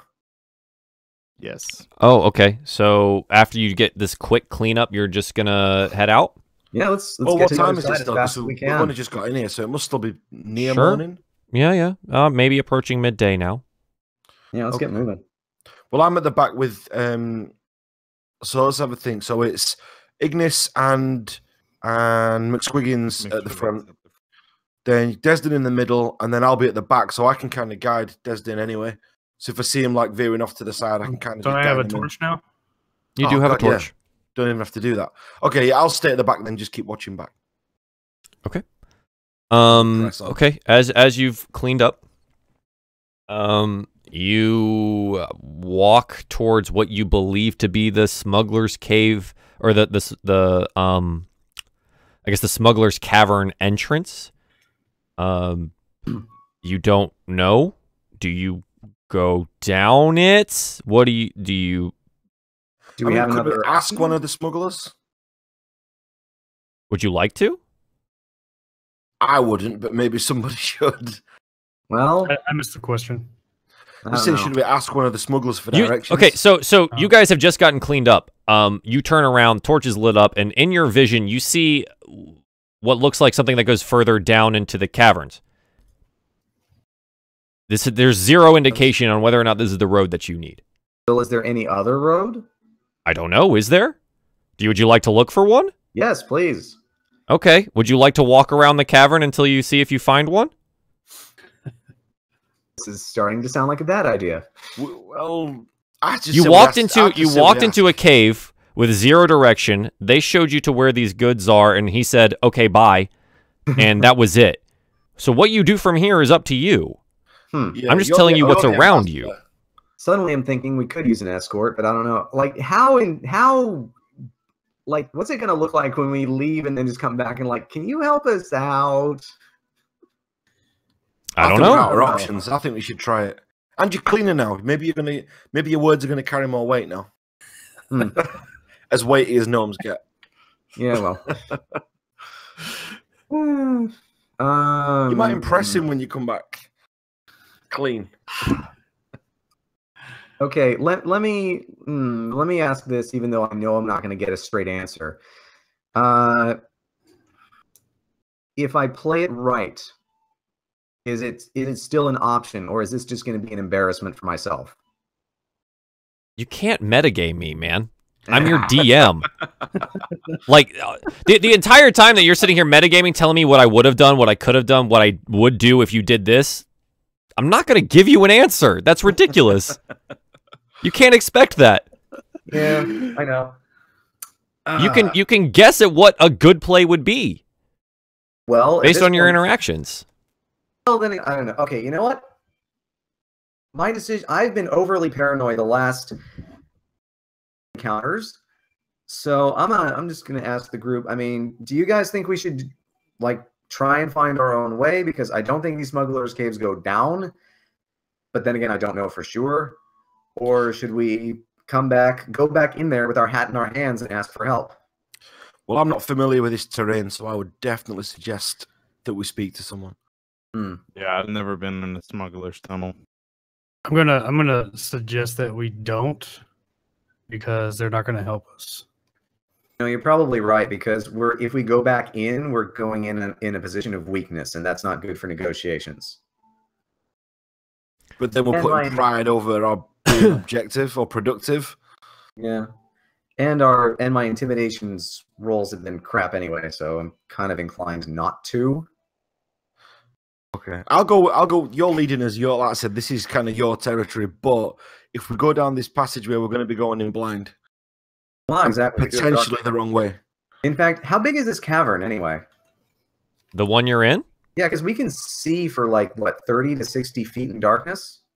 Yeah, you see some winding passageways to both sides of you. To your right, so if you're facing the pool that you just washed yourselves in, to the right is an opening that heads downwards into the darkness. You don't necessarily see where that ends. It just kind of fades into the black. To your left, you see some winding passages and a bridge that crosses the stream. You don't know what's over there. You know, if they built a bridge, then it's probably for a very good reason. Okay. Oh, wait. Actually, here's a question. Can we tell which path is the most traveled? Awesome. I would ask you to do an investigation roll. I will do that. Will you guys help me? Yeah, sure. Yeah. All right. Okay, so make it with advantage, please. Actually, with advantage. Please be something good. Come on. Nice. Hey. All right. It's the path to the right. Pretty clearly. There seems to be scuff marks from moving goods up and down through these tunnels. All right. Looks like this path over here has been well worn. We should follow this one because this is likely the path they take to move goods. Okay. This is your area. I'll go with that. Do you descend into the tunnel? People with people who can see in the dark in the front, please, and anyone with a torch in the back, so that we don't get blinded. Yeah, it's a fair play. And toward the All right. front. If you say so. Sure. Okay. And what I'm seeing marching order as is Ignis up front, Vathan and McSwiggins maybe kind of to the side behind, and Desdin bringing up the rear with the torch. Yep. Sure. Okay. Yeah, so you head down into the actual darkness. And so this cave, or the cavern, gently slopes down at a very slight grade, and eventually comes down and down and down, and then flattens out and opens up into an area. It seems still pretty clear what the actual path is. So do you just continue forward on your way? Explore the cavern? What are you doing? I think definitely continue forward on the established path, because otherwise we're just walking blind. Yeah, okay. So you walk... Hang on, I need to check something about torches real quick. How long they last? Yeah, I think it's I think it's an hour. Burn for 1 hour. Okay. So you continue walking down on what seems to be the correct path. It's not really well marked, but you can kind of tell from the scuff marks here and there and some of the worn foot traffic and the dust on the cavern floors that okay, we're going the right direction. You can pick up boot prints every once in a while from like the mud that exists inside caverns, like universally. They have mud in them. And so you make your way down, and it's quiet going for a time. Desdin, the torch begins to sputter and wane after a while. Okay. When that starts doing that, I'll just pop another one. Okay. So Desdin lights up another torch, and you guys continue on your way. What are you guys doing? Is someone watching out? Are you talking? What's the mood? I'm gonna keep my eyes open throughout, because I just know that something's gonna come out of the darkness at us. I'm following, but I'm again lost my own thoughts. even if like monsters don't come and attack us, I'd be wary for other people, or other smugglers, and having to talk our way out of yet another situation. It's always possible.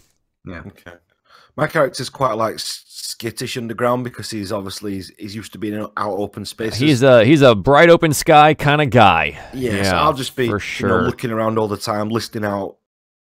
So I'm guessing he's quite on edge. But sure.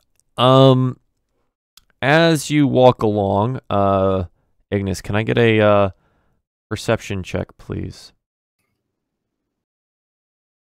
Since you were leading the party. All right. Wait, perception, you said? Yes, please. Perception. What was that? Oh, of course, because our perception checks are crap. So you're walking in your form, and I run into a wall. No, you run fall. into a monster. You fall. All of a sudden, okay. As you're walking, Ignis is just gone from in front of you guys, and I need you to make a dex save, please. Son of a bitch! All right. Dexterity. Why? Oh. That is a critical fail. Can you roll a 1d20 for me, please? Please no. All these fights, and you're gonna go out like this? Watch, it's gonna be a crit. He's gonna land on his own freaking potion and explode come himself. Back as a character that uses charisma. I'm gonna come back as a sorcerer. They use charisma as their spell modifier. 1d20, please. Okay. You fall, and it's not a really far drop, but you're a gnome, so most falls are farther for you than most other creatures, and it hurts.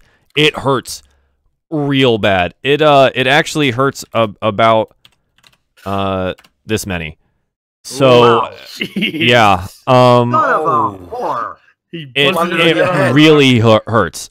So You guys see him. He falls to the bottom. He kind of he's making these really pained noises. He may have like seriously hurt something here. Everything. And he's now 10 feet down a hole. Okay. Throw this hole from the world. And Ignis, as you look up, because you have not died, and luckily there weren't spikes at the bottom of this, you look to the side, and you see cheekily the Golden Eagle Company symbol on the side of the wall. For all these people, I'm going to make sure that this company goes out of business when I take charge. If you don't protect your smugglers run, what good are you? Okay, we better. So you said it's They're not far dead, down. That's what they are. How many 10 feet feet we down. Talking? 10 feet. Okay, we better make our way down. And I've got cure wounds, so it's not like just a hole, you don't need to make your way. Yeah, it's just a hole. It's literally it's like a trap. like a 10-foot hole. Yeah, exactly. It is literally a pit trap. Right. So we just got to get him out of it. So hang on. First thing I'm doing is popping a potion because oh my god, I'm down to 5 HP. No wait, sure. Yeah, 5 HP. Go ahead and roll that for me, please. A rope down as well, can't we? We've got ropes. Yeah, exactly. It's 10 feet down. You can get him out. He just didn't see the trap, walked straight over it. 8 HP. Okay. Great. Recovered 3, and mark that you can't use a potion again for the rest of the day. Right. We better rest soon. Okay. Well, that's a choice. That's a choice you can make, guy. Like you can choose to take a short rest for an hour. I would like to take a short rest, please. You're still at the bottom of a pit. Not very restful yes, just Okay, yet. we'll drop the ropes down to get him out. Would it be well enough to climb, or we have to go down and help him up? No, I'm fine. I'm fine. He's an adventurer, so he's fine. Oh, he doesn't want to help. Okay. His Unless his ego is bruised. So let's just he grabs the rope and braced by Vathan and McSwiggins, kind of reverse repels up the wall there. Okay. Plants his feet on the walls and just climbs all the way up. I'm in gym class, except I can actually walk up the wall. Yeah. Still harder than it looks. Yeah.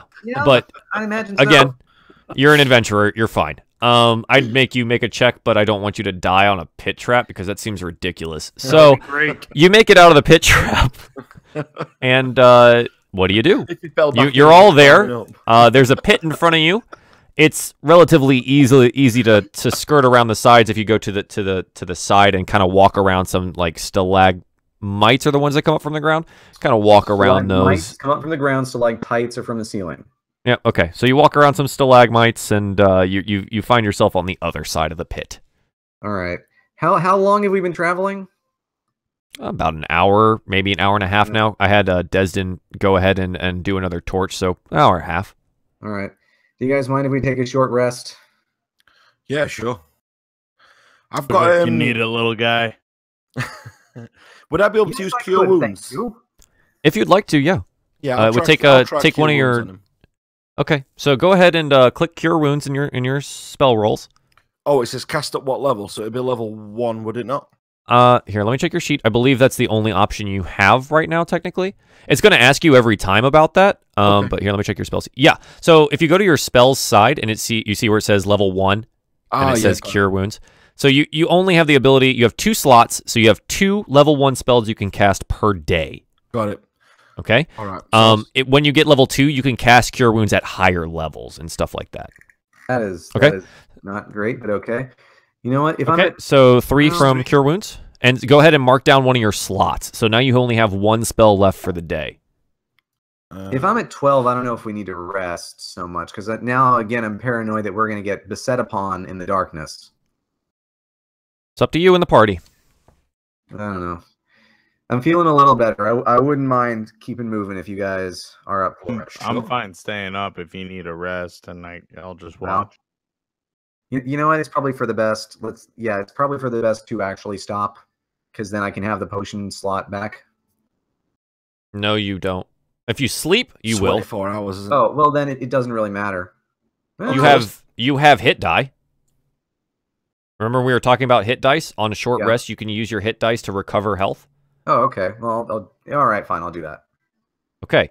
Is the party in agreement that you are taking a short rest? Yes. Yeah, I think it's needed.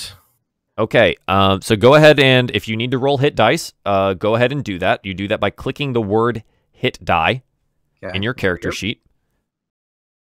So you've got 11 back, and then you can either use another or not use another. It doesn't really matter. No, I'm good. But go ahead and mark one down. I'm at max. Okay, Max so well, you can't be over max, but yeah, right. So after resting for an hour, Desdin, you need to light another torch. Okay. And okay, Ignis is feeling a little better. He's pretty heavily bruised. He kind of landed on his bag and his arm, and it really bruised his arm and his elbow like super good. He's not feeling super hot. If he's gonna be throwing potions and stuff, good thing he uses his other hand. So I like to ask that someone else take point this time. I think I've done my duty. Yeah, I'll do it. It's all right. I'll do it with Vathan because I know he doesn't like underground. Yeah, good. Sure. As a mountain dwarf, you're more at home underground than most people. You may not have spent a lot of your time here being out on like the open side faces of the mountains as a barbarian, but the dwarven heritage does feel at home under the ground just as much as they do out in the sky. So you may feel more comfortable than your elf friend. Okay, so you continue on your way. While you're doing this, so as you're walking, I'd like to get a survival check from Vathan. McSwiggins, if you're helping him, he can do it with advantage. Okay. Okay, and survival, did you say on that one? Yeah, so this is to see if you can maintain the trail. Wouldn't he be with advantage already, though? Why? Because he's underground. Yeah, because I'm underground. No, you don't get disadvantage for being underground. You just don't have advantage because you're not in the woods. Okay. His favorite terrain gives him advantage on rolls. He's just not there. He's uncomfortable, but he's not bad at what he does. Okay. So with the advantage, a 17 is successful enough to maintain the trail of the smugglers' cavern. I assume as you guys just continue to make your way for a while. It doesn't seem that you've run into any other pits or anything. Is anyone specifically looking out for traps now? Is that a thing, or is? I think we should all probably be doing that. So the thing is, if you're specifically looking out for traps, you're not going to be paying attention to the trail. Okay, I'll watch the trail. McSwiggins can look out for traps. Say his name wrong. No. Strike that and reverse it. Yeah, I was gonna suggest that I. Okay. You keep the trail. Sure. I'll watch the traps. Yeah. Stand by me. Okay, sure. That's happening. So in that case, that survival roll doesn't really count. That's what I was thinking. So McSwiggins, I'm going to need you to make a survival roll. Vathan is now looking for traps. Would anyone like to help McSwiggins, or I will help him. He can do it on his own. All right, McSwiggins, please make me a survival roll with advantage. 19, perfect. Nice. Yeah, easily enough, you maintain the trail. It looks like the smugglers, once they're down here, they don't really care. They're dragging stuff. Maybe it's wheelbarrows or carts or something that they're just, dragging through here. You've seen road apples of various animals that they may have used to like haul caravans. So there is definitely signs that this is a well-used path. Sure. Okay, so as you continue onwards, Vathan, please make me a perception check. Okay, one of my famous perception checks. Yep, hit me with it. Oh, boy. Oh, damn it. Just take the first one. That's no, it's fine. It's 19. It's perfect. You hear something. It's odd.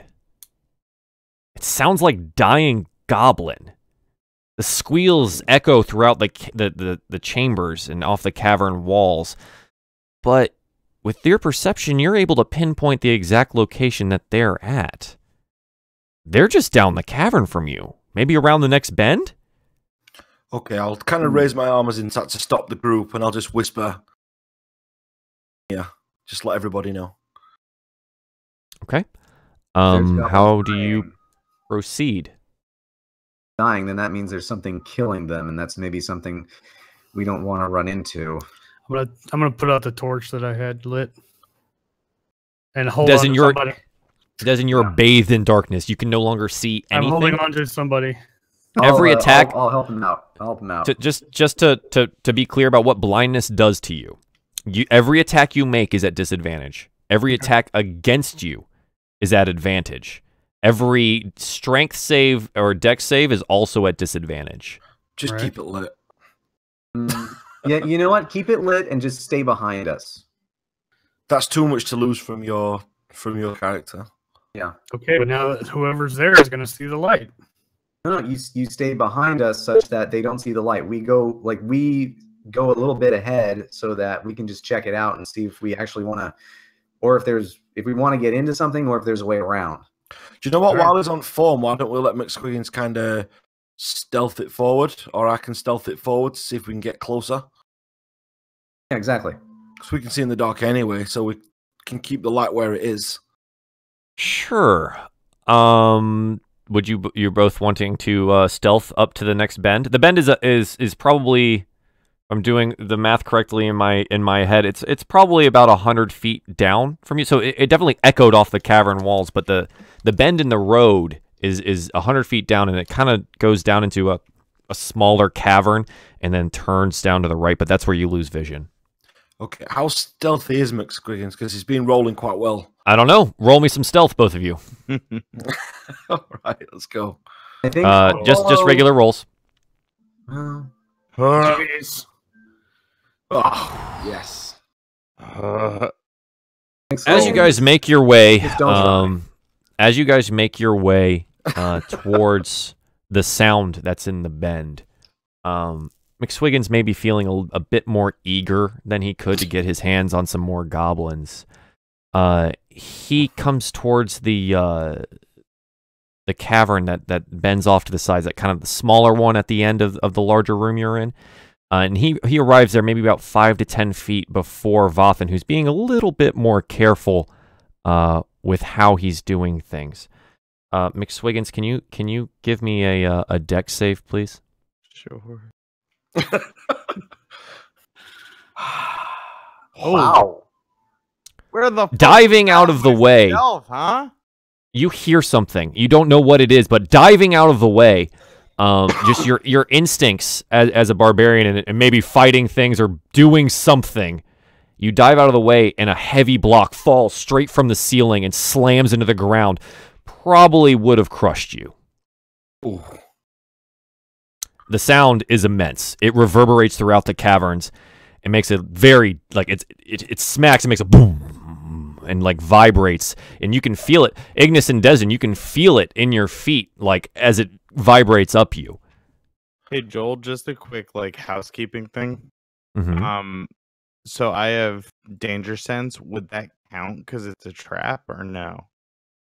So danger sense applies anytime you can see something that's coming towards you. I kind of made the thing that your fail on your stealth was so hard that you were trying to focus on it really good, but you weren't paying attention. Yeah. Okay. Yeah.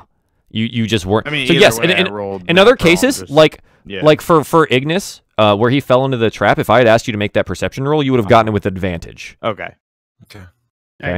The dex save would also have been with advantage, I believe. Yeah, if I remember the skill correct. I'll have to read it next time I ask you to do something. Yeah, okay? No problem. Anyways, you dodge out of the way, and Vathan, maybe a little upset with how much noise you're making, gives you a quick stern look and a shush. There's no quieting this now, but you've made it to that smaller cavern, and you can continue around the bend. The sounds of the goblins dying has stopped. It's eerily quiet after the block has fallen. You hear the drips weapons just to be safe, or do you want to go in? You hear the drips from the ceiling, just plink, plink, plink. But other than that, is just I'll silent. Get my bow out quietly and draw it ready, and then just you're gonna hold it drawn. Yeah, I'm gonna hold it drawn ready. Okay. And then we'll just stealthily make it around so we can see. It's very difficult to hold a bow drawn and stealth at the same time and move. You can have your arrow notched. You can have it notched. Just have it notched and ready just to go. Having it at full pull on a longbow takes a lot of effort, and you're going to be trying to stealth. It's okay. I meant notched. I meant notched. Yeah. Okay. It's fine. Skyrim. I was going to say it's not Elder Scrolls here, guys. It doesn't work that way. So you guys make your way around the bend. McSwiggins, maybe you stub your toe on something. You're not, after being so good at stuff. Yeah, and you're not very stealthy. And you make your way around, and what you see it. So dark vision for you guys. So you know, I don't know if you've read this. You don't see color in the dark. Yeah. It's all grays and blacks, and basically you're taking in whatever light doesn't exist in this cave and making sight out of it. Like this kind of type of sight doesn't exist in the real world. So that the easiest way to think about it is like, oh, it's night vision, and you see everything's in grays instead of greens. You know what I mean? Okay. So you turn the corner, and with your vision, you see what look like shadows of goblin bodies strewn around. By a quick count, maybe 7, 10. But they are dead. From what you can see, blood splatter wise on the wall, it's a slightly darker gray than the wall itself. It looks like it was a massacre. And then something catches your eye. You didn't see it before, but because it was standing so still. The end of the hallway facing away from you is just a goblin holding a knife. All right, that's odd as hell. Serial killer? I draw my serial lying around. Shall I take the shot on that, or should we just head back and wait till we've got a full party? I mean, I'm nowhere near you and can technically not tell you what to do, but I would take the shot. Ignis, you're not there. I'll turn to yeah, I know. I'll turn to McSwiggins without speaking, but see if he can. You know, I'll try and raise my bow to him as if well, it's kind of. You know, I'll just kind of like raise my bow to kind of signal as in, should I do this? I nod. Okay. The figure's about 50 feet down the hall from you. It's easy bow shot range. McSwiggins is going to take a minute to run over there. Essentially, is all I'm saying. So whatever you want to do, just letting you know he's about 50 feet away. The goblin bodies start about 30 feet away, and then there's just this trail of just goblin bodies. I'm going to take the shot from there because if we need to run, that's our head start. Sure. It doesn't look like you're whatever this goblin is paying attention. So go ahead and roll your attack with advantage with the longbow. Okay. Oh, did that even do it? I did not see it. No. Oh, hold on. I'm getting roll it. I'm getting notifications elsewhere. I don't see it. Are you clicking in the items or in your abilities? Oh, yeah, okay. Yeah, click the attack. Good call. Yeah. Longbow, 19. Easy hit. Go ahead and roll damage. Okay. So as quietly as you can, you draw on the bowstring and you can hear it creak. And you just let fly. And it flies true, straight through the back of the goblin's skull and out the front, and you hear him just fall to the floor. Okay, we're kind of just looking out for a reaction from something in that room now. Yeah, I'm looking around the room. Doesn't seem to be anything. The cavern itself, it's smaller than what you've been walking through, which have varied from just wide enough for the path, which is about 20 feet across, to open full caverns, hundreds of feet across. But it's easy enough to follow the trail. It's now come down into a tighter circle, maybe 10 feet across. But it doesn't seem like it's just a round. It's a cave. You don't see. Okay, I say you we don't head see back. Or hear anything. Get Ignis, and because he'll know the creatures, or he's got more chance of knowing what's around here. So we'll just tell him what we've seen, and then we'll get some guidance from there. Sure, I can at least investigate. Yeah. Okay. So you grab see what knowledge he's got. You grab the rest of the party, and you go back up to the area with the goblins. Yeah, I just want to ask Ignis first what that. I just want to explain the situation, what we've just seen or not seen. Okay, so Vathan describes this as you walk up to see it, essentially a massacre of goblins, and he mentions that a goblin was just standing down the hallway, knife in hand, but didn't seem to be dead, and he said he took the shot. He wasn't going to deal with goblins being in the cavern or in the way. So what do you do? I'm whispering this, by the way, just to make this clear, because I don't know what else is out there. You saw one goblin still up, knife in hand. Yep. Nothing else, and I'm looking in the cavern and I'm not seeing anything else either. I mean, first glance, not you're 30 feet from the nearest goblin course and 50 feet from the one he shot. All right. You can see it because dark vision, but you can get closer and make an investigation. Right. And there was nothing else in the cavern, nothing else that could have killed all these other goblins. We heard something, but nothing that we saw. So there is something dangerous down here. But we've come to you to see what. Is it potentially friendly? Is it... I doubt it. If it's a creature? If it's something that killed all these goblins, I doubt it's friendly. But... Okay. Could we investigate the area then? Do you want some lore here, Rel? Would help context it? Can I get a history check from you, please? Ooh, history. I knew it was a good idea to do this. Yep, give me a history check. 11. My rolls are shit. It's a little fuzzy, but you seem to remember that these smugglers' caverns, especially the ones run by larger companies like the Golden Eagles, are relatively clean. They patrol these regularly because they need to use them daily. Yeah. So they're in and out of here all the time. The fact that there's any goblins down here is weird. Of course there's going to be wandering bands of goblins that come in from like side caverns and stuff like that, but it's weird to see a lot of them like this, and the situation itself is really odd. You're not used to hearing about any of these smugglers' caverns having like monsters.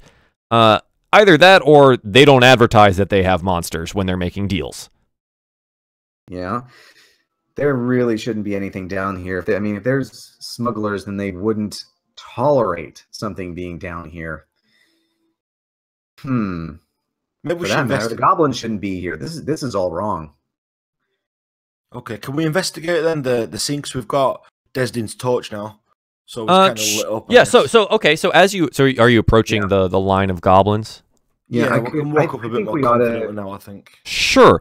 So you're walking up closer, and you're approaching the first pair of goblin bodies, and as the torchlight goes across them, you see the black blood having been spilled out of their bodies in various wounds. All of them roughly knife-shaped, from what you can tell. But who would like to make an investigation to get some more? I got the best score for it. Is anyone helping him investigate? Yeah, I'll help. Okay, go ahead and make that roll with advantage, please. Advantage. By the way, I can see two potential outcomes for us. We either press on, or we go back and we inform our friendly smugglers of their problem and enlist their help. But I guess that will be determined by what we find here now. Okay. As you walk up the line of these goblins, it's clear they were in marching order in pairs. And it looks like they were attacked from behind, each getting either a throat slit or a knife to the ribs. The markings are very similar to what you did to some heads earlier with your own knife. And it's not clean. It was like it was on purpose to be as messy as possible. There's just as much blood as could have been spilled has been, either by the knowledge of knowing how to do so or sheer luck, but it's interesting that luck happened 12 times. You find 12 dead goblins in the hall, all in their pairs having perished, seemingly without even knowing that the ones behind them had died. And you come to the front of the line. One left alive, though? Can I investigate the one that was left alive, like specifically? You can, but this investigation check will cover that. Okay. I'm counting this as an investigation of the entire area. Okay. So unless you want to do a personal one, you can. It's going to yield the same results, then no. You don't know. If you want to try, you could try. What I'm saying, so the investigation that's being made here is what happened, right? That was the intent. Right. So what happened? It looks like each of these goblins in these pairs were taken out from behind with something that has a knife in a very precise yet as messy a possible manner. And they've all fallen as if they didn't even know that the previous ones had. Until you reach the top of the column, and it looks like the front two had at least managed to turn around. And maybe that's where you heard the screams from? And so as you approach, getting closer to the one up the front that was previously living, now with an arrow lodged squarely in his forehead, face down on the ground. So then can we try and determine whether what did this was someone with a knife or something with knife-like appendages? Oh, yeah. Additionally, getting there. Okay. You approach the goblin that is face down now in the cavern floor. Knife still clutched in his hand, slick with black goblin blood. And as you turn him over, his face is fixed in a mask of joy and pain. An uncomfortable smile has creeped way too far across his mouth. Too many teeth sit in his jaw. And that's what you know. Okay. Well, creepy. But he does appear very dead. It was a well-shot arrow. Okay. I want to go ahead and investigate him. The body itself? Yeah. Like sure, go for it. He has on him. So, sure. Can I just make a suggestion? Can we really ensure? Oh well, never mind.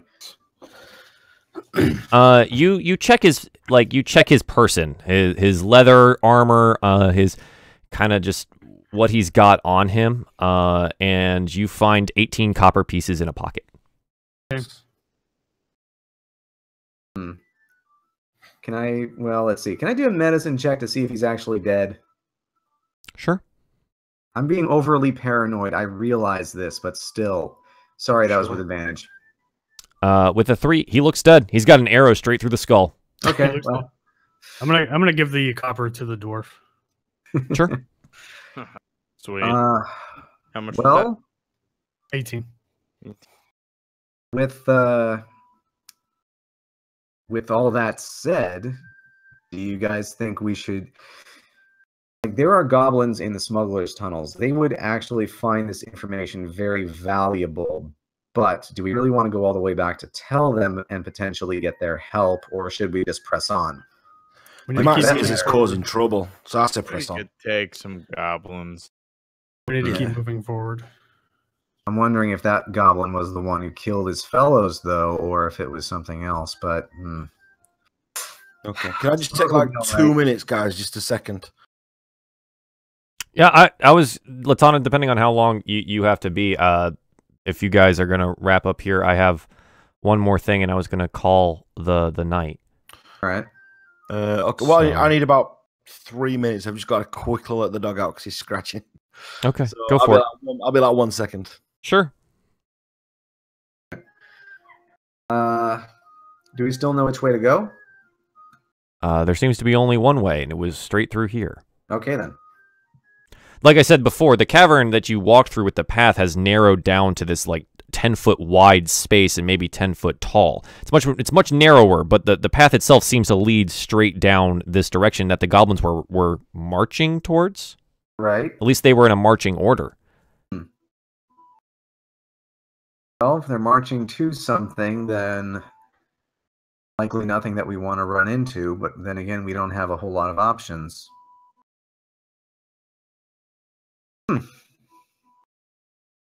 Also, I'm seriously considering just going down and just slitting that knife goblin's throat just to really make sure he's dead. If you'd like. No, I think arrow to the brain is probably appropriate. Am I being too paranoid, guys? Just tell me if I'm being too paranoid. A little bit. Okay. I'll stop desiccating corpses for the night. Okay. Yeah, what are you doing? I asked Ignis if he's done this. I think he's still got blood on his hands too, so maybe. I was behind you. It was definitely not me. Okay. Yeah, that is true. I would have told you if it was. There'd be heads on the wall if there was. Yeah, that is true. I'm thinking like 10 episodes down the road, all of a sudden you guys have to climb a mountain, and he's gonna run out of pittance by like 2. And that's gonna be that's gonna be it right there, and you're gonna have to figure that shit out. I'm brain banking that one, bad boy. All right. Anyways, so what do you? I've already decided. The very next time we get into a town, I'm buying exactly 2 pitons. Perfect. Yeah, but I already okay. What do you do? What is going on? You've gotten this information. Ignas has gone down the row and told you exactly how these guys died, and it's pretty clear. This goblin here with this weird stricken face that was shot through the head with an arrow did this. Ooh, I think I know what happened, but I think we should press on. Okay. Let's keep moving. Let's keep Continue our weapons out, or shall forward we, down the hall. Safe to put them back. Oh, I would keep weapons keeping out. mine out. Okay. I'm keeping mine out. Okay. What's the marching order? Okay, I'm going to hang back if there's danger because I'm going to need to get an arrow shot off. I'll go ahead and lead if need be. Okay. And I'm assuming we have Desdin and Ignas are just somewhere in the middle. It's fine. Yeah, I'll just hang a little bit ahead of the monk just because I don't want to get blinded by the torch. Sure. Speaking of Desdin, as we close tonight, mark one more torch. Yay. Okay. So you proceed past the goblin corpses, and as you go down this narrower passageway, it's an interesting fog begins to build, and a small voice in your head says, "Well, why'd you have to go and kill one of mine? Oh, I liked that one. He was nice. I liked him." And that's it. That's going to be the night. Oh, you can't leave it there. I'm done. I got work. I got to be up for work at 5 a.m. It is late here. Sleep is a crutch. Tell me about it. Anyways, so that's the end of this week's episode of DieFall. Awesome. I'm glad you're enjoying it. I'm glad you're enjoying it. I was super nervous about the smuggler encounter. Well, you should see this map. We may use this later.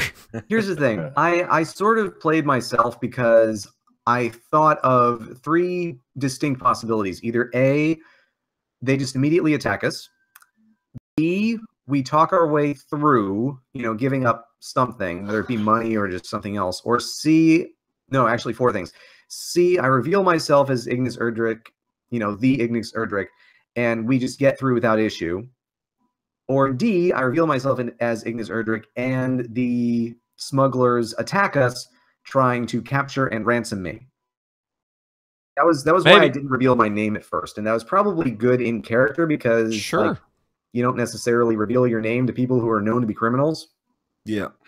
Oh wait, you do come from a city and a family that uses criminals daily to do their jobs. So I don't know. I think the head of my family in particular wouldn't because they run the place, but they would know that everyone else does. That is something you might want to add to your backstory then, because I may already have a plan for how your family functions within the City of Jewels, based on your current backstory. All right. Do we calculate experience points? We will calculate experience points for what you did fight and conquer. You should have gotten them during your long rest. I had just forgotten. So that was the orc and the goblins, correct? Yep. Yeah. Do we get anything for the encounter with the smugglers? Yes. All right. Yes, you will.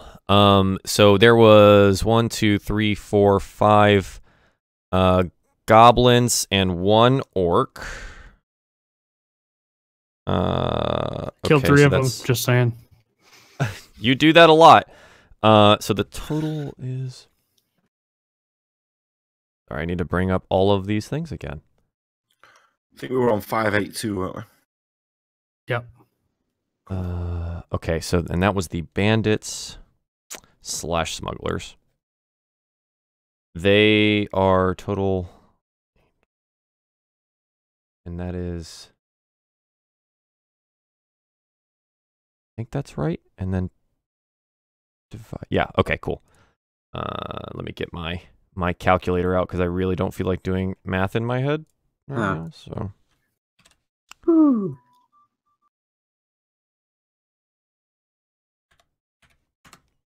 So you get 206 for the smugglers.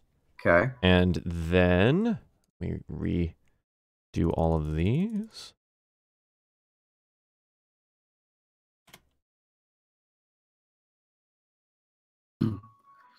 And one of these. Divide by. And then 175 for the orc and the goblins. We leveled up. 381. I get 963. 963? Awesome. Oh, looks like level 3. In you guys the 582 on there. 582? Excuse me? Yeah, we already have. 582 from before. Oh, okay. Plus Yeah, sure. Okay. 963. So if and my mistake, I should have let you guys well, no, this would be you actually haven't rested yet. Oh, you had a short rest. You're fine. So during the short rest, you would have leveled up in the cavern after Ignis took his fall. That's when you would have leveled up. So I wasn't too far off. But I'm glad you told me prior to next week because that changes some things. Right. So like we're gonna need it. I wasn't sure. Like, so we level up when we rest. yes. I thought Well, I thought it was at the end of the sessions. But you gain experience when you rest. okay, that's what I meant. Yeah. So by next week we'll be ready for level 3s. If you need me, talk to me before next session, please. Okay. Yeah, and please do the research before and let me know what you want to do, and I'll just be checking it. Oh, I will. And I do kind of want to talk to you later on just to kind of adjust my expectations because I feel like I'm going a little too hard on some of these things. I mean, you can go as hard or as easy as you like. But that's the thing. I'm out playing myself. You're super. Well, don't play yourself. Play your character. I know that's the thing. I mean, sure. Whenever you want to. I think we're getting. I think I've got a feel now for everyone's character, which is quite good. Which means everyone's playing it right. It's. I mean, you're 3 sessions in. Again, you hit level 3. You're real heroes now. Like you're real adventurers. You don't die at the drop of a hat anymore. It doesn't mean that the encounters get easier. It doesn't mean that the encounters get easier. You avoided the hardest encounter of today and didn't get to the actual hardest encounter today. It was funny because I almost fought him. Yeah? I thought about it, but I was like, my God, probably wouldn't do that. Because I didn't want to give up my gold. Sure. Because that was all I had. Well, that's the thing. I mean, I'm thinking long term, we're going to get more money. And if we're look how rich we would have been though after if we defeated them smugglers. They had quite the horde. Yeah, they, again, long term, we'll get money elsewhere. I'm not terribly worried. Sure. I mean, and you can always go back. That place exists forever in this world. So, this is true. However you want to do it. Go back. Yeah, we could go back the same way. Just go up to them rob and the say, smugglers. You know what? We've traveled your tunnels. We found them infested with goblins and some strange mind-controlling mist. We want our money back. Oh, you don't want to give us our money back? Okay, we'll take it. Didn't like the tour. Yeah. So is the mist controlling the smugglers? I doubt it. You don't know? It's more along the lines of mist, in the goblins. And, well, I don't know. Who knows? I'm not going to second guess it. I do that too much already. I know. Yeah. Just sit back and enjoy the ride. Right? Also, it's going to be interesting to find out what happens when some interesting people find certain heads stuck up against walls at a location of a robbed caravan and an unburied commoner. I was thinking we should have done that with the goblins and the mutilated corpses. Here's the thing. I was going to say at that point that it's really great that we didn't have a paladin in the party because a paladin would have said, we should bury that man and not just left him by the side of the road. That would have been the nice thing to do. But there he lies under the open sky, and the eye of Altus will watch over him until the wolves get him. Sky burial. So, yeah. We're horrible people. Well, I wouldn't say we. No. There's a particular someone in the group who's decided to mutilate corpses. Suggested burying him. I'm a barbarian. By my standards, that was pretty tame. Well, elves as well. Elves don't. You didn't participate. I'm lawful neutral, not lawful good. Okay. I think that's about it. Talk to me about level 3s. I'll be busy tomorrow night. I'll have some time on Friday night, my time, if you need it. Saturday I'm streaming all day, 24 hours. I'll be there. So don't fucking bug me Saturday. So no, I'm streaming for Extra Life, which is a program that raises money for children's hospitals around the world. I know. And so they do a 24-hour stream to raise money. So there's gonna be people all over Twitch doing these streams, and any donation, like minimum donations don't matter. And I'm raising money for the Children's Healthcare of Atlanta, which is my hometown Children's Healthcare. Awesome, good for you, man. So that's what I'm doing Saturday. So I'll be sleeping most of Sunday, but Sunday night, if you need anything, I'll make sure we drop by on Saturday then. Oh yeah. I anything you want to like stop by, say hey, do whatever. I'm starting at 3 a.m. my time Saturday and ending 3 a.m. Sunday. So I won't be up that early, but okay. It's gonna be nuts, and I'm gonna have a really tough / great time doing it. I've been looking forward to it for a while. But yeah, that's been good. Thanks for playing, guys. Latana, thank you for jumping in and easing in real quickly right at the break. I really appreciate it. I didn't want to have to play your character and every monster, so it was a little. I was like, oh, I totally forgot he has spells. I could have used Hunter's Mark at some point, and I just totally forgot that was a thing. Time zones, man. Yeah. So level 3, guys, and I think that's it. I'm gonna end the stream now. Bye.